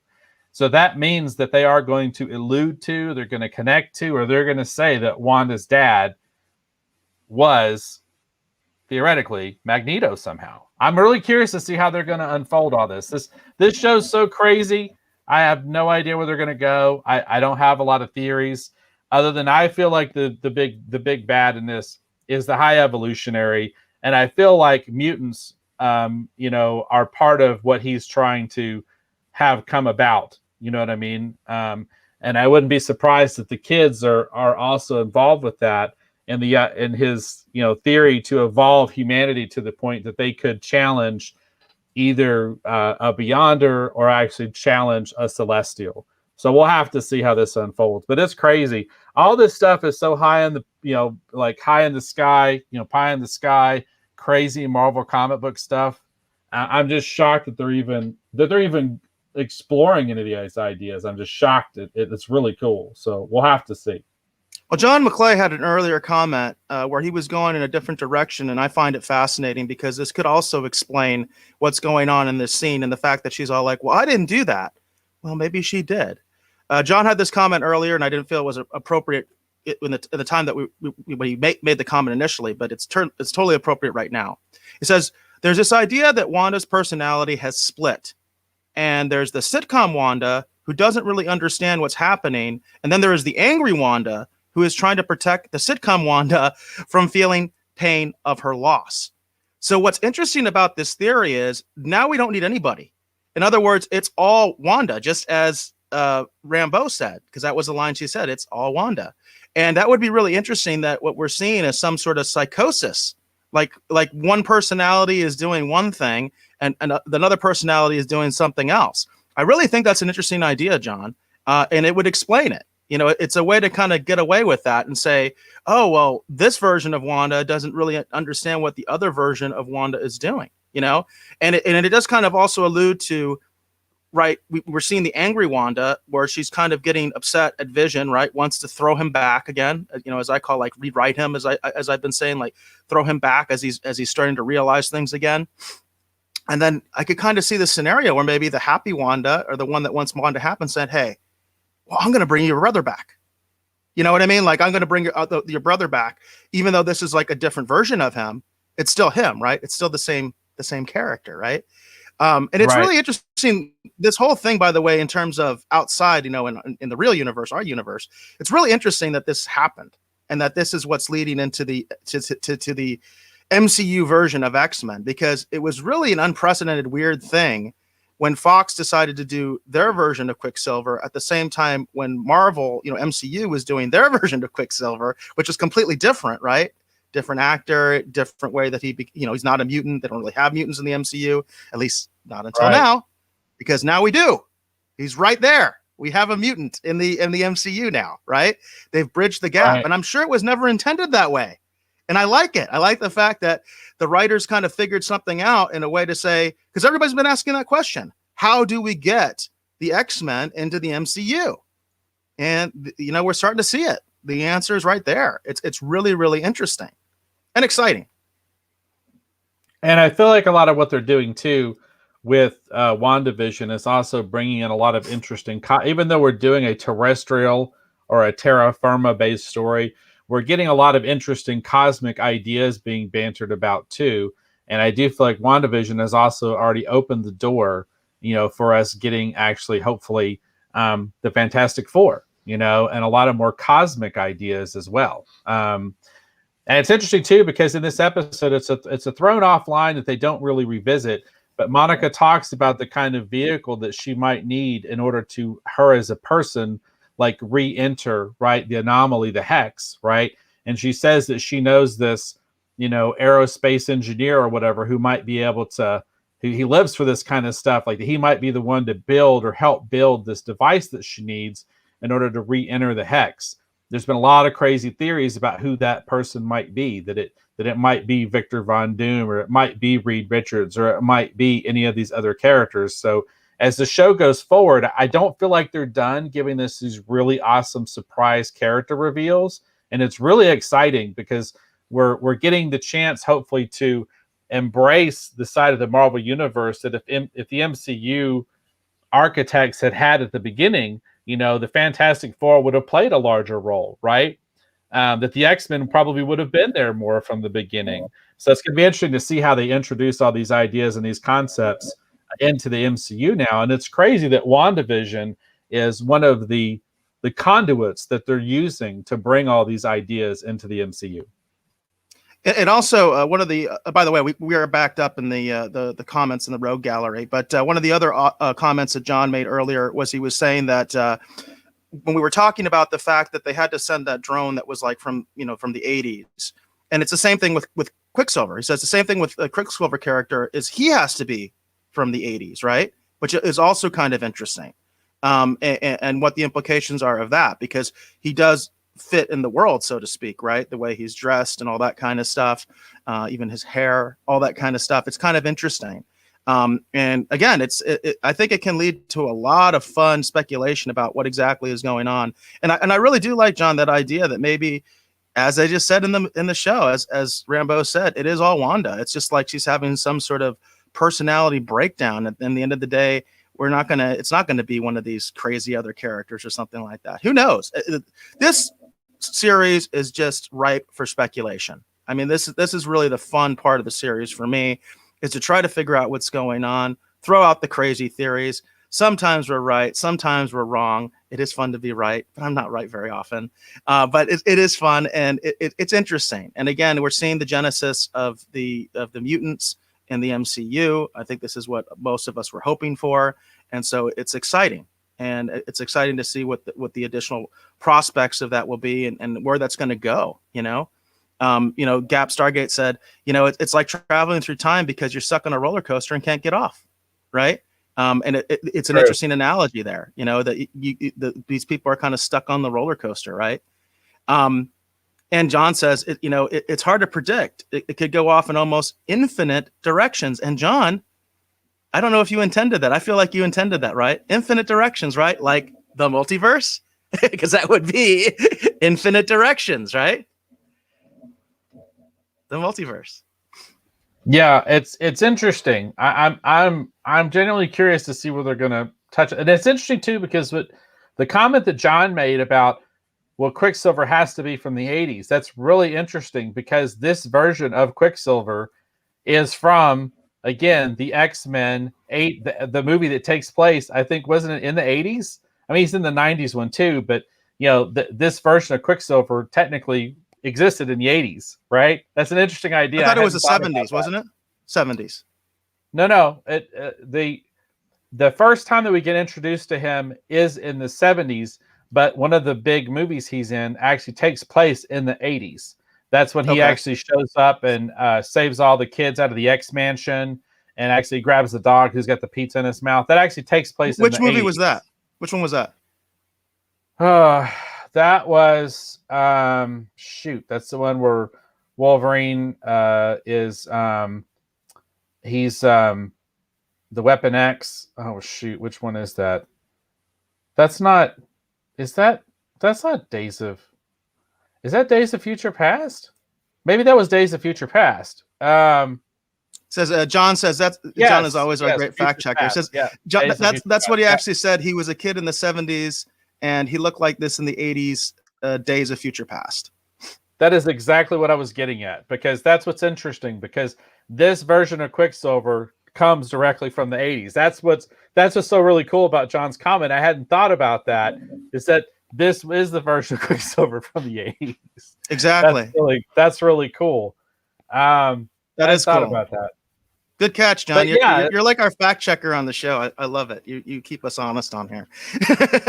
And this again, like if you haven't seen it, Days of Future Past is a fun movie, but he has one of the best scenes, Quicksilver does, in that movie, because when he shows up, they're playing the Eurythmics song. What's the name of the song? Now I can't remember. But he's got a great scene. It's one of the coolest scene ever in any X-Men movie, where he goes around and he saves all the kids out of the X-Mansion. It's really awesome. All right. Well, let's wrap this up. Any predictions, Dave, as far as where we're going with this? I'm still holding on to my thought that it's not Mephisto. It's the High Evolutionary behind everything. But time will tell. I also believe that Monica Rambeau's aerospace engineer guy friend who's going to show up, it's either going to I think it's going to be Reed Richards. So there's a So one of the questions I also wanted to ask you was, do you think this is the quote unquote, Luke Skywalker moment, or is that still to come? That's still to come. I don't think that's this. I think the moment that they mentioned, I don't think it's this. I think it's something else. I think there's one more big, huge surprise reveal that's coming up.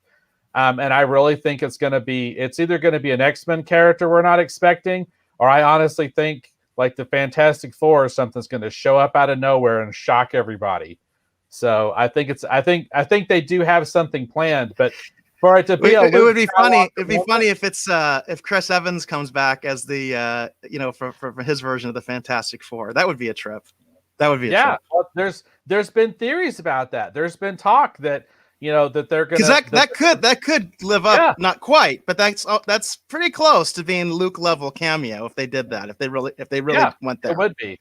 If they really went there. Because we know his version of Captain America, right, in MCU, and then to realize he's something completely different in the multiverse, if you will, that'd be interesting. We'll just have to see what happens. Again, that's what's fun about this show. I think is it's just so open for speculation, and that's I think the funnest part of the show. In my personal opinion, that's the funnest part of the show. And John says he would like to see Doom show up, and I think a lot of us would. Us would like to see that. That would be awesome. I think that would be awesome, John. I would love it because that's a character at least I have some familiarity with. He's very iconic, and I don't think he's been done right quite yet. You know what I mean? And I would love to see him done right and put in the proper place because I've always said that MCU has a villain problem. I've said this consistently. Other than Thanos and Loki, the villains in the MCU suck. They suck. The execution sucks. It's all about the heroes. That's why Civil War had to be Civil War, right? Because ultimately it's more interesting seeing the heroes fight each other than to bring in one of these villains, other than, again, Thanos and Loki.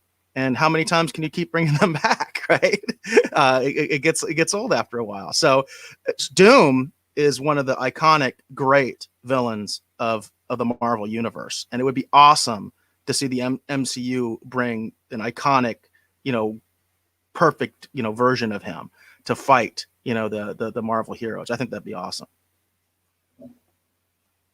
Yeah, I could see that. But like I said, those are my predictions. I really think. And Gap Stargate agrees with John that Doom would be cool. And I'm just reiterating that Doom would be cool. Doom would be very, very cool. If Dr. Doom was doing all this, that would be awesome. I'm just saying that, I would love that. If it turns out that Dr. Doom is the one who's kind of manipulating the situation, I would just be ecstatic. Victor Von Doom would check all the boxes. He dabbled in black magic. He understands science. He has manipulated, wielded, and corrupted cosmic power before. I mean, Doom would check every single box and explain a lot about what's going on, especially if he's trying to trick Wanda into either using her power or manipulating something that he wants manipulated. Doom could be behind all this. He could be. I hadn't thought about that. Doom could be if Dr. Doom turned out to be the ultimate villain, that'd be awesome. That'd be freaking awesome. That would be, and now you're connecting everything with the Fox. You know what I mean? Because now you've got the Fantastic Four and the mutants. You know what I mean? And X-Men. Yeah. It's like a gift all wrapped up. You know what I mean? And ready to go. I mean that would be cool. That would be really, really cool. Yeah, that would be pretty interesting. Cool. All right. So we went, I think, way over. I think we're basically out of show at this point. But I did want to go back to a comment because you and I talked off the air whether we would even address this, and we were kind of on the side of not addressing it. But hey, we got a comment on it, so I'm going to address it. So I got to find the comment because it's way back here. Okay. So Orville Nation, PJ, which by the way, thanks for showing up on the show. I don't know if you're still out there, but he commented in the chat. FYI at BaseGod14, that's me. They are saying on Twitter that Gina Carano just got fired from Lucasfilm, but not sure this is real. So the question becomes, right? Is this breaking news or is this just another stupid rumor?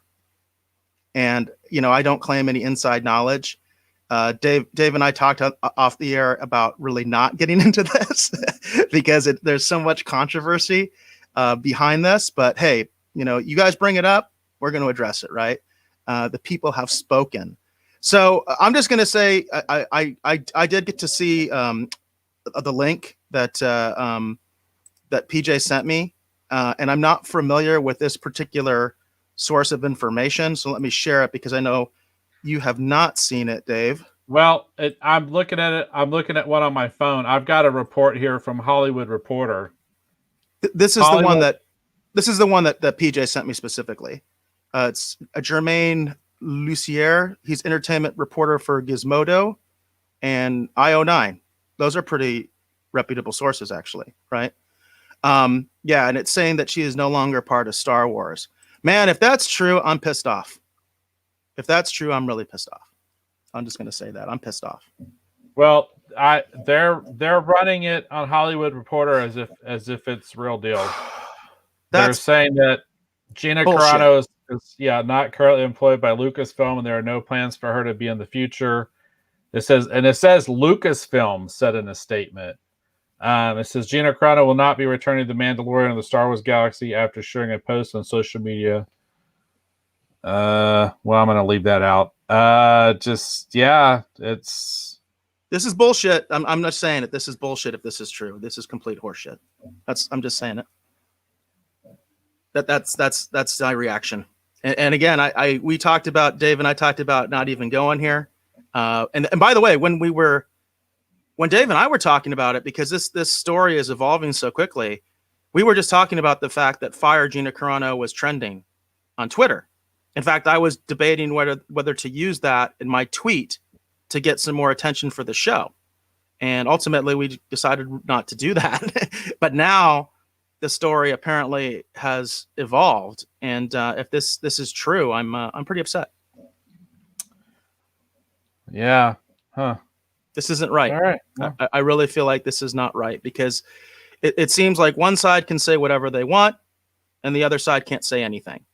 And that's not right. And I'll tell you what I was telling Dave on the air. To be completely honest with you folks, I don't care whether these people agree with me or not. Ultimately, the way that I try to conduct myself, I do comment on political posts sometimes with my account, but I don't do any political posts on my account because my stuff is basically for the show and for Bad Bob Productions. And I do not want to alienate half my audience. Okay. So, and that goes regardless of whether they're on my side or against me or whatever. What frustrates me, though, is that's my personal philosophy. Okay. But what frustrates me, though, is it feels like, again, one side can say whatever they want and they don't care about alienating half the audience and they get away with it all the time. But then if the other side says something, they're fired. Cancel culture. You know what I mean? That's what frustrates the heck out of me. It's just not right, in my opinion. Yeah, because kind of the point of Retro Rogues Live was to talk about fun things and to not really be political. We intentionally avoid overly political stuff here on the show. Partly because, number one, that every time you touch on anything political, you get suppressed. We already feel like we're being normally suppressed on any given day anyway, because it feels like just because we live stream. I think because we live stream, we get suppressed because they don't know what we're going to say, even though we're not a political show. Yeah, and sometimes I wonder if it's part of the problem is because I do comment, you know what I mean, on political tweets and things like that. Again, I don't do my own. I don't retweet political content, but I'll make comments. Right. And well. I politically speaking, and I've always said this, and it's still true. I've always been probably socially more liberal, and then fiscally, more conservative. I've always been that way. That's just the way I've always been. But as far as this goes, I had enjoyed Gina Carano in The Mandalorian. I enjoyed her character. I have enjoyed watching her ever since she was in Haywire. I thought she was a fun, dynamic, and entertaining actress. So I am saddened to hear that she's been, removed from The Mandalorian, because I was hoping to see more of her character of Cara Dune. As far as her tweets go, to be honest with you, everyone out there in the audience, I honestly, I have been off of Twitter for a very long time. Eric knows this. I left a lot of social media a little while ago because I have nothing to contribute. I have nothing to contribute to half the conversations anyway. Well, it's the toxicity, right? It's the toxic comments, right? And it's frustrating from a promotional standpoint too, because I'll post, for example, I'll post something I'm really proud of that I worked on back in the day, or I'll put up a really nice piece of art, and it feels like that no one ever sees anything, no one ever says anything. It just felt like there's certain parts of the internet where there's no reason for me to be there anymore. So I, in all honesty, had left Twitter a very long time ago, between number one, just the comments, and then number two, the fact that I feel like I'm just, throwing things into a well in an abandoned part of town that no one goes to anymore. So what's the friggin' point, That's right? a great analogy. That's a great analogy. Yeah, that's what it feels like. And at some point you just go, you know what? If I kept all that change in my pocket, I might be able to go buy a Coke or something, right? Or a coffee. So I'm going to go buy a coffee instead. So I gave up on Twitter a long time ago. So I haven't seen these posts. I don't know what she has or hasn't been posting. She has or hasn't been sharing. All I'm commenting on is the fact that I enjoyed her in The Mandalorian. I have enjoyed watching her again ever since I saw her in Haywire. And it's unfortunate. But maybe she'll show up in someone else's project down the road. I could think of another sci-fi project she'd probably be perfect for. And Eric knows what I'm talking about. Yeah, that would be awesome. Dreaming. That would be I'm absolutely freaking awesome. Dreaming, but yeah. Hey, there's always opportunity in these things, right? And the people that are successful in life are the people that actually find opportunity in crisis. That's very true. And Gap Stargate, we really appreciate you, because this is the first time you've been on the show and you've been so vocal. And he says, I don't care which way you guys think. You're all awesome. We really appreciate that, Gap Stargate. That's a very kind, nice comment. I know this is the first time that you've actually checked our show out, and I appreciate it. I can tell you very much that that kind of positivity, because let's face it, bad behavior is rewarded in what I call anti-social media. That's just the way it is.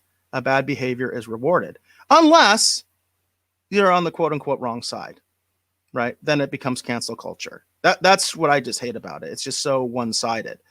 And again, I'll go back and I'll say, even if I agree, let's say, with a lot of what Gina Carano says, I don't necessarily think maybe she should be as vocal as she is. The problem is, I don't see the other side abiding by that rule. That's just my rule, right? Because again, I don't want to alienate half my audience. I don't want you to not go see Staycation because of some political affiliation. That's ridiculous. That's absolutely effing ridiculous. And I know Dave does not want people to not, read Red Skirts because of a political affiliation. We want this for everybody, right? That's the idea. We want everybody to check out our stuff. We don't care what your political party is. Yeah, and I've always tried to be careful about what I say, what I share, what I comment on, because again, I'm not on social media to sway the world, to my particular point of view, whatever that point of view is. The irony though is nobody's being swayed. Everybody's just speaking in an echo chamber, right? Yeah. I don't care what side you're on. Everybody just gets polarized and goes into the little echo chamber anyway. So I get, in my mind, I'm like, what's even the point? What you think you're swaying anybody? You're not. You know what I mean? Everybody's kind of polarized in their little group or whatever, their little clique as it is, And Gap Stargate says it well. It says, I'm on the side of great comic books, great movies, and great sci-fi. I'm on that side too, Gap. Yeah, that's where I like to find myself as well. And, and hopefully that's one of the things that we talk about here on the show. The other thing Eric and I talked about too, about not wanting to cover this topic, is because we want this to be an escape, right? Right. To get away from whatever else is going on in the real world and talk about silly, fun things, that, are just that. They're just pure escapism. That's what I, love and enjoy about comic books. That's what I like about movies and television shows and books and all these other things. I like being lost in a fantasy world, where anything can happen and it's fun and it's magical, and good triumphs over evil and all that kind of fun stuff. Like, that's what I personally enjoy. Like being heroic. Being like, you're saying wrong and stop you. Yeah, I love that kind of stuff. But those are the ones that I enjoy. That's what I really geek out. And that's when I really start to become a fan again. Because a lot of times, I'm not a fan anymore. A lot of times I do overanalyze this stuff, in large part because, I do produce content and things like that. I get overly analytical. I get overly critical. But it's nice to have those little fan moments and be a fan again. That's why we all got into this in the first place. And Hollywood Jackson is commenting, "Good to see you back, Hollywood Jackson." And he said, "I just sit in the back." And he's been very silent, so I love that comment. It's like, I just sit in the back. He's just kind of sitting there with his popcorn, right? Just watching the world burn or whatever, you know. Yeah. I love that, Hollywood Jackson, and it's awesome to see you commenting, because I don't think we've seen you comment in a while. So it's great to have you back on the show. Dave, we're really in a time crunch here, but I have at least one pop culture article that I do want to share with everybody, because I put it in my tweet. And honestly, this isn't the funnest of news. I don't know if you heard about this. People are talking about this, by the way. In fact, I noticed some people that were on the air at the same time as us, and they were actually saying they were going to talk about this. So it's kind of interesting. People are taking notice. So there are consequences when studios take over other studios. We've seen a really good consequence, right? I think everybody's excited about the potential of, you know, some integration of the Fox X-Men into the MCU, right? We've seen the first steps of that. Well, this is the other side of it, folks. Unfortunately, this is the other side of it. This is a Deadline article, and it says Disney is closing Blue Sky Studio, Fox once dominant animation house behind Ice Age franchise. For folks that aren't very familiar with Blue Sky Studio, they were considered one of the big, like, premier animation studios. Ice Age probably was their biggest hit. In fact, I think there's a breakdown here. They did the money, and one of the Ice Age movies is definitely their biggest hit. They also did like Rio, and actually my favorite was the Peanuts movie. I love the Peanuts movie. I thought they did a great job on that. I don't know, did you catch that one, Dave? Because I know you're a big Peanuts fan. Yeah, I did, and I quite enjoyed it, and I loved it. And I loved it was really great. I thought it was awesome. So 450 people, it looks like, unemployed. Animators. Yeah. Just like that. It's poof. Yeah. Well, it's sad. It's sad. Yeah. And this is why, you know, whenever you start or you own a company, I always feel like it's like you should really question, you know what I mean, how much you let those other people, you know what I mean, enter into it and take influence and all these other things. And I don't know. It really sucks. I mean, you know, and there'd been a lot of things that Blue Sky had been experimenting with. There was that, I think, there was that Popeye test piece that they released a little while back, where they were at one point trying to develop a Popeye. You know, I didn't know that. I didn't know they were trying to develop or you know, bring Popeye back. Yeah, there was talk about it, and I think they released something online. It was actually pretty interesting, and it's, you know, it's sad.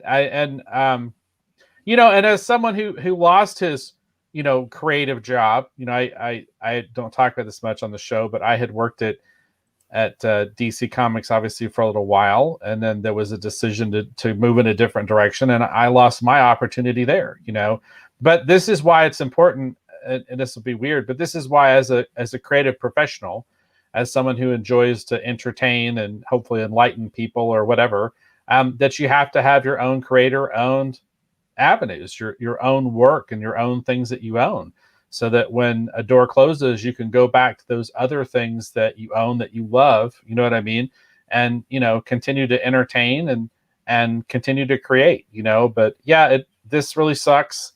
It is kind of crazy too, because, you know, Ice Age was huge, so I am kind of surprised that they just, well, not too much.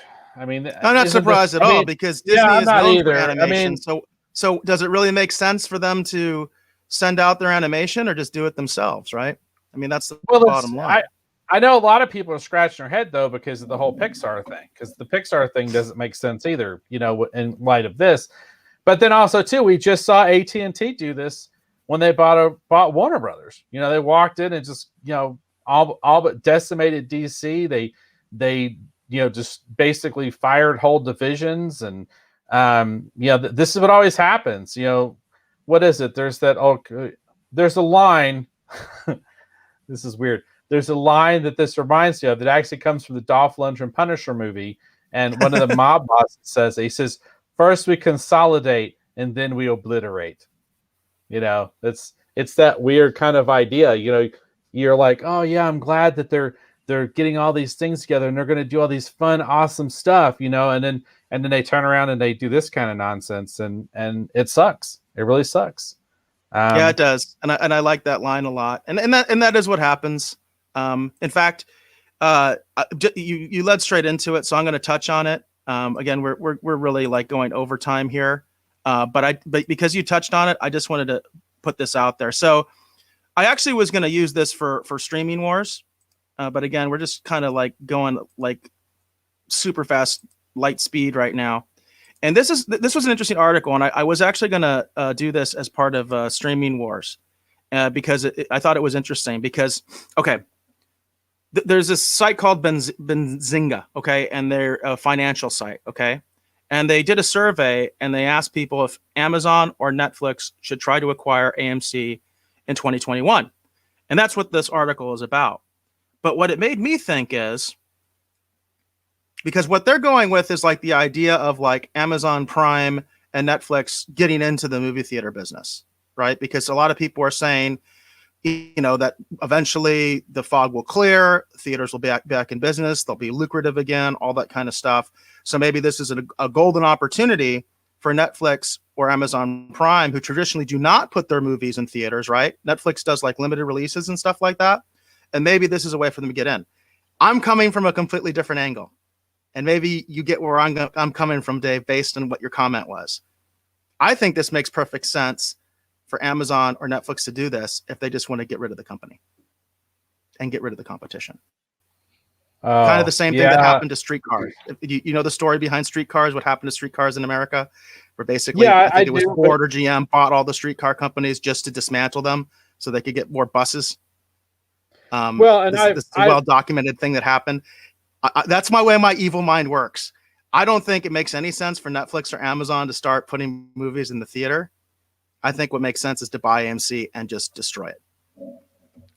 Well, and that's, and see, I have been at companies and seen them do this, where the old adage is, if you can't beat the competition, buy them, Right. And the first thing they do after they buy the competition is they fire the staff, right?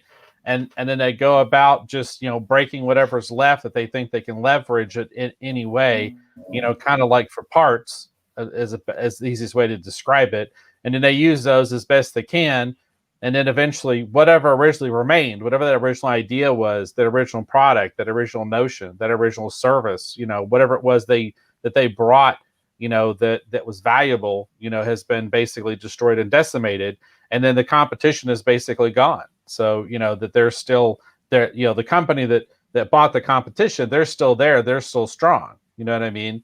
It happens all the time, unfortunately, I think. So it really sucks. Yeah. And I've seen it firsthand. So. Yeah, and along those lines, Gap Stargate, going back to what we were talking about, because I feel like they are kind of connected, because we are talking about, acquisition of companies and ultimately what those parent companies do with their acquisitions. Gap Stargate makes a great point. It's like, why not integrate all those artists from Blue Sky into the company, in that company, into Disney's animation section, Ideally, that's exactly what they would do, right? Because again, I don't think it makes a whole lot of sense for them to be sending out work that they can do themselves, but it would be nice if they integrated these people into their company, right? That would be the ideal, but that's generally not what happens. That's just that's not the way it's done.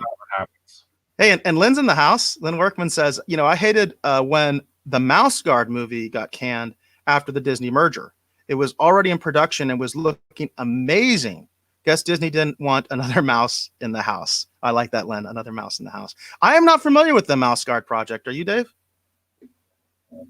I am. Mouse Guard was a really popular independent comic series, but the format was a little different because it was kind of more like the old school storybooks. It was really well drawn and written. It was a really, really cool series, actually.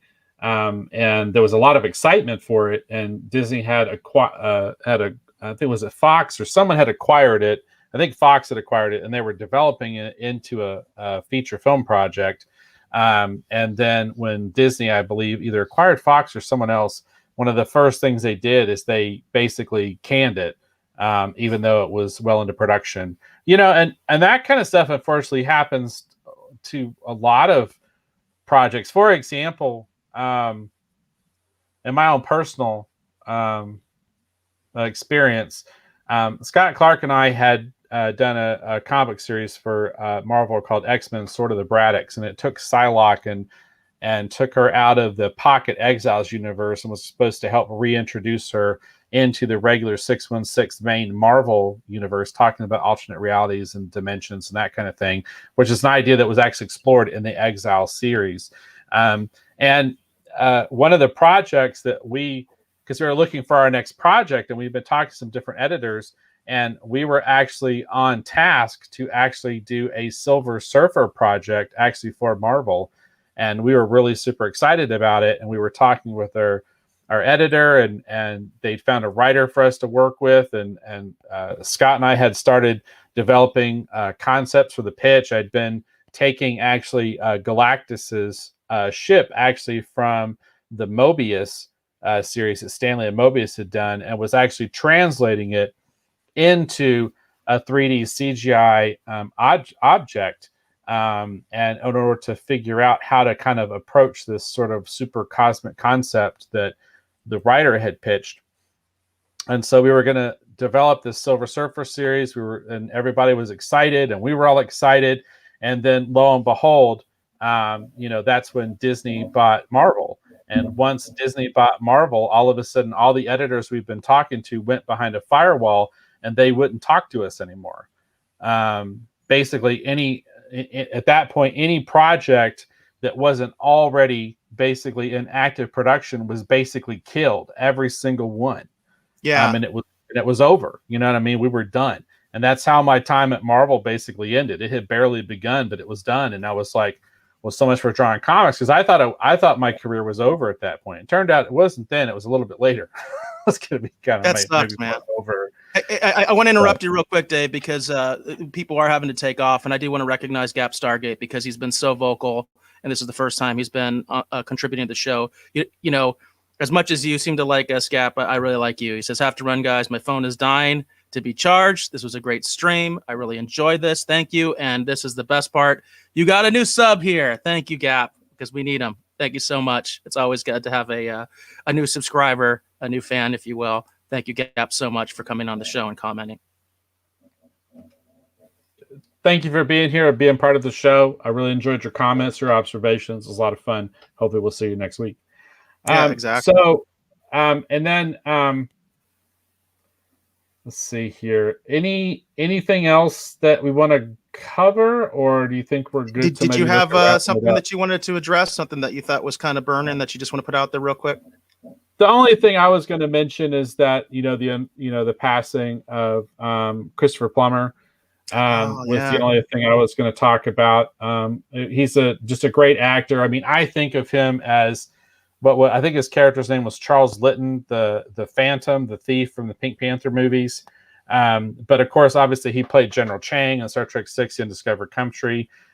Eric knows this because I talk incessantly about Star Crash, but he played the Emperor in Star Crash. He was just a great actor. He's been in just a lot of amazing productions. He passed away, so I just want to take a moment to mark and talk about his amazing career and how many awesome things that he's been a part of that I've loved, growing up and as a cinema fan. I just want to take a moment and mention the great work of Christopher Plummer and just talk, kind of take a minute and talk about him in memoriam since he has passed away. Obviously, our condolences go to his friends and family, and as well as his many fans. A lot of us have just seen him in so many great things. So just wanted to mention the passing of Christopher Plummer. Yeah, it's sad. It seems like every week we're having to do some sort of tribute for somebody. Like last week I was talking about Dustin Diamond. The week before it was Mira Furlan, right, from Babylon 5. And Lost, by the way. She was in Lost. It just seems like, and then sometimes we miss them, right? Like I don't think we even got to talk about Cloris Leachman, or you know what I mean? Like it's kind of crazy, So I will remember Christopher Plummer most of all for Star Trek VI. I love that movie. I thought he did a great job in that movie. I love all the Shakespeare stuff, and of course that's why they brought him on. because he can do that Shakespeare stuff. You know what I mean? And I think he just did a really good job. And I know William Shatner, I think, was tweeting about him because I think actually they were actually pretty good friends. They actually, I think, had worked together even before Star Trek 6, if I recall. And yeah, as Lynn Workman says, love the Shakespeare and original Klingon line. I love it too. You've never heard Shakespeare until you've heard it in the original Klingon. I love that. I love that line.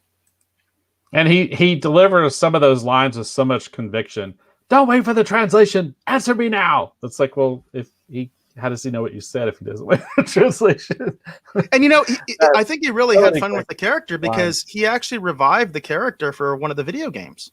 A lot of people don't realize that. They did the Klingon Academy game, and he actually, my understanding is they explained why he lost the eye. I never played it, but I always wanted to. It was one of those games that it didn't seem like it did that great. I think it was a little bit obscured by Starfleet Academy. I think that was more popular. Yeah, I actually own a copy of Starfleet Academy, the one that actually has William Shatner in it, and I also believe George Takei and Walter Koenig are in that one. But it seemed like he had a lot of fun with that character because he did do that game, the Klingon Academy. Now I kind of want to play that game. and Lynn is correct. You are correct, Lynn. Christopher Plummer was in Somewhere in Time. He was actually the interfering agent that they said that was keeping. Oh darn! What's the actress's name? She's in Battlestar. She's really great in Somewhere in Time. Well, I can't remember her name. Dr. Quinn, Medicine Woman. Yeah. He's the. Yeah, Christopher Plummer plays the interfering agent that they said stymied her career because he wanted her all to himself. Why can't I remember her name? I can't either. That's why I said Dr. Quinn, Medicine Woman. The funny thing is, I don't know if you remember, but we were actually talking about reviewing Somewhere in Time, but we couldn't find a good place to watch it. I don't know if you remember. That way back in the day, because I think that's a great movie. One of those. I love that movie. One of those underrated movies that really didn't do that well and all that kind of stuff. But I always thought that's a good movie. Jane Seymour. Jane Seymour. Yes. I can't believe I could remember her name. Jane Seymour. I couldn't either. And the funny thing is, I really never liked Dr. Quinn, Medicine Woman, but that's what came into my head because she was in it, right? So, I never was really into that show. Yep. One of my Jane Seymour, exactly. One of my favorite soundtracks still to this day. I mean, it's full of love ballads, but I love the John Barry score for Somewhere in Time. One of his best movie scores, in my opinion. Besides, obviously, James Bond, Dances with Wolves, but John Barry's work in Somewhere in Time is absolutely just beautiful. So yeah, there's a classic theme in that. Absolutely classic theme in that. Cool. Do we think that's good or? Yeah, I think we've gone over, and some folks have had to take off and all that kind of stuff. We like to keep it to the 2-hour format, but honestly, we were having a lot of fun. I think thanks to the Rogues Gallery, and I have a suspicion PJ helped us out tonight a lot, because we got a lot of new people commenting, and they were making awesome comments. And we almost never get activity on YouTube, and of course, that's all coming from YouTube. True. And who has a decent sized YouTube channel? Well, Orville Nation and PJ. So I know he's gone by now, but I think he helped us out tonight. Yeah, thanks, PJ.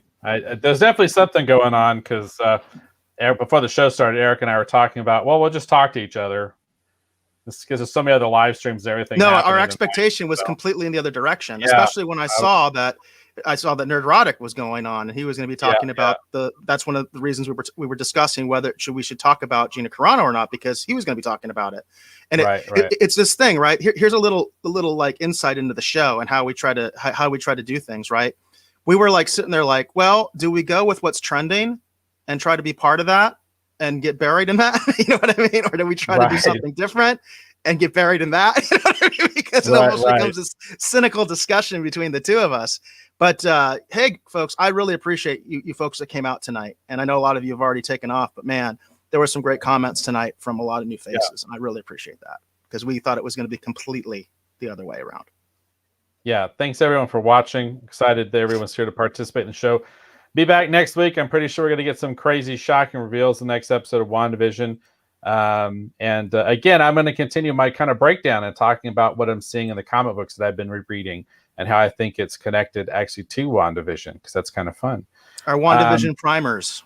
Yep, exactly. Very cool. All right. So I thank you for hopefully watching and listening to this episode of the Retro Rogues Live. Again, my name is Dave Bettany. I've been one of your hosts. If you're curious to see some of what I do, you can definitely check out what we've got going on over at Kirby Tees. Kirby Tees is my t-shirt company. It's also one of the official sponsors here, the Retro Rogues Live. You can, maybe consider getting a custom mask, a custom shirt, or possibly consider purchasing a Retro Rogues Live shirt and supporting what we're doing here at the show. We would greatly appreciate your support. Eric, please tell the folks who'll be watching or listening at home where they can learn more about you on the interwebs. Well, I'm most active on Twitter at BassGod14. That's at BASSGOD14. My DMs are always open. In fact, PJ sent me a DM. If you have articles, things like that, I would love to share them. If you have topics you want us to discuss, send them my way. I'd love to hear from you. And then also, BassGod14 is the official YouTube and the official Twitch, the official Twitter, right? I said Twitter already. So if you comment on any of those platforms, more likely than not, it's going to be me that's going to be, responding to you. And I love comments. I would love to see more comments. Remember, if you like our content, share it, like it, subscribe, right? I know that line, I kind of get sick of it, but we have to say it. We really do. We've come to realize we really got to push for that if we want to get an audience. And tonight was a good night. And some of the nights aren't that great. That's the bottom line. And tonight was a good night. We had a lot of activity, a lot of new faces. And I really, really appreciate that. And once again, I have a suspicion that PJ had a lot to do with that, our friends at Orville Nation. So I another shout out to him. Okay. Awesome content, awesome guy. And who knows, maybe I will check out Dark Matter, now that you've been talking about it so much, because I know that's a big push over there on Orville Nation right now. As far as the Rogues Gallery goes, Gap Stargate did leave earlier, but he said, you guys rock, right? We really appreciate that, especially since this is your first time coming on the show. And we'll go ahead and we'll leave him with the last word.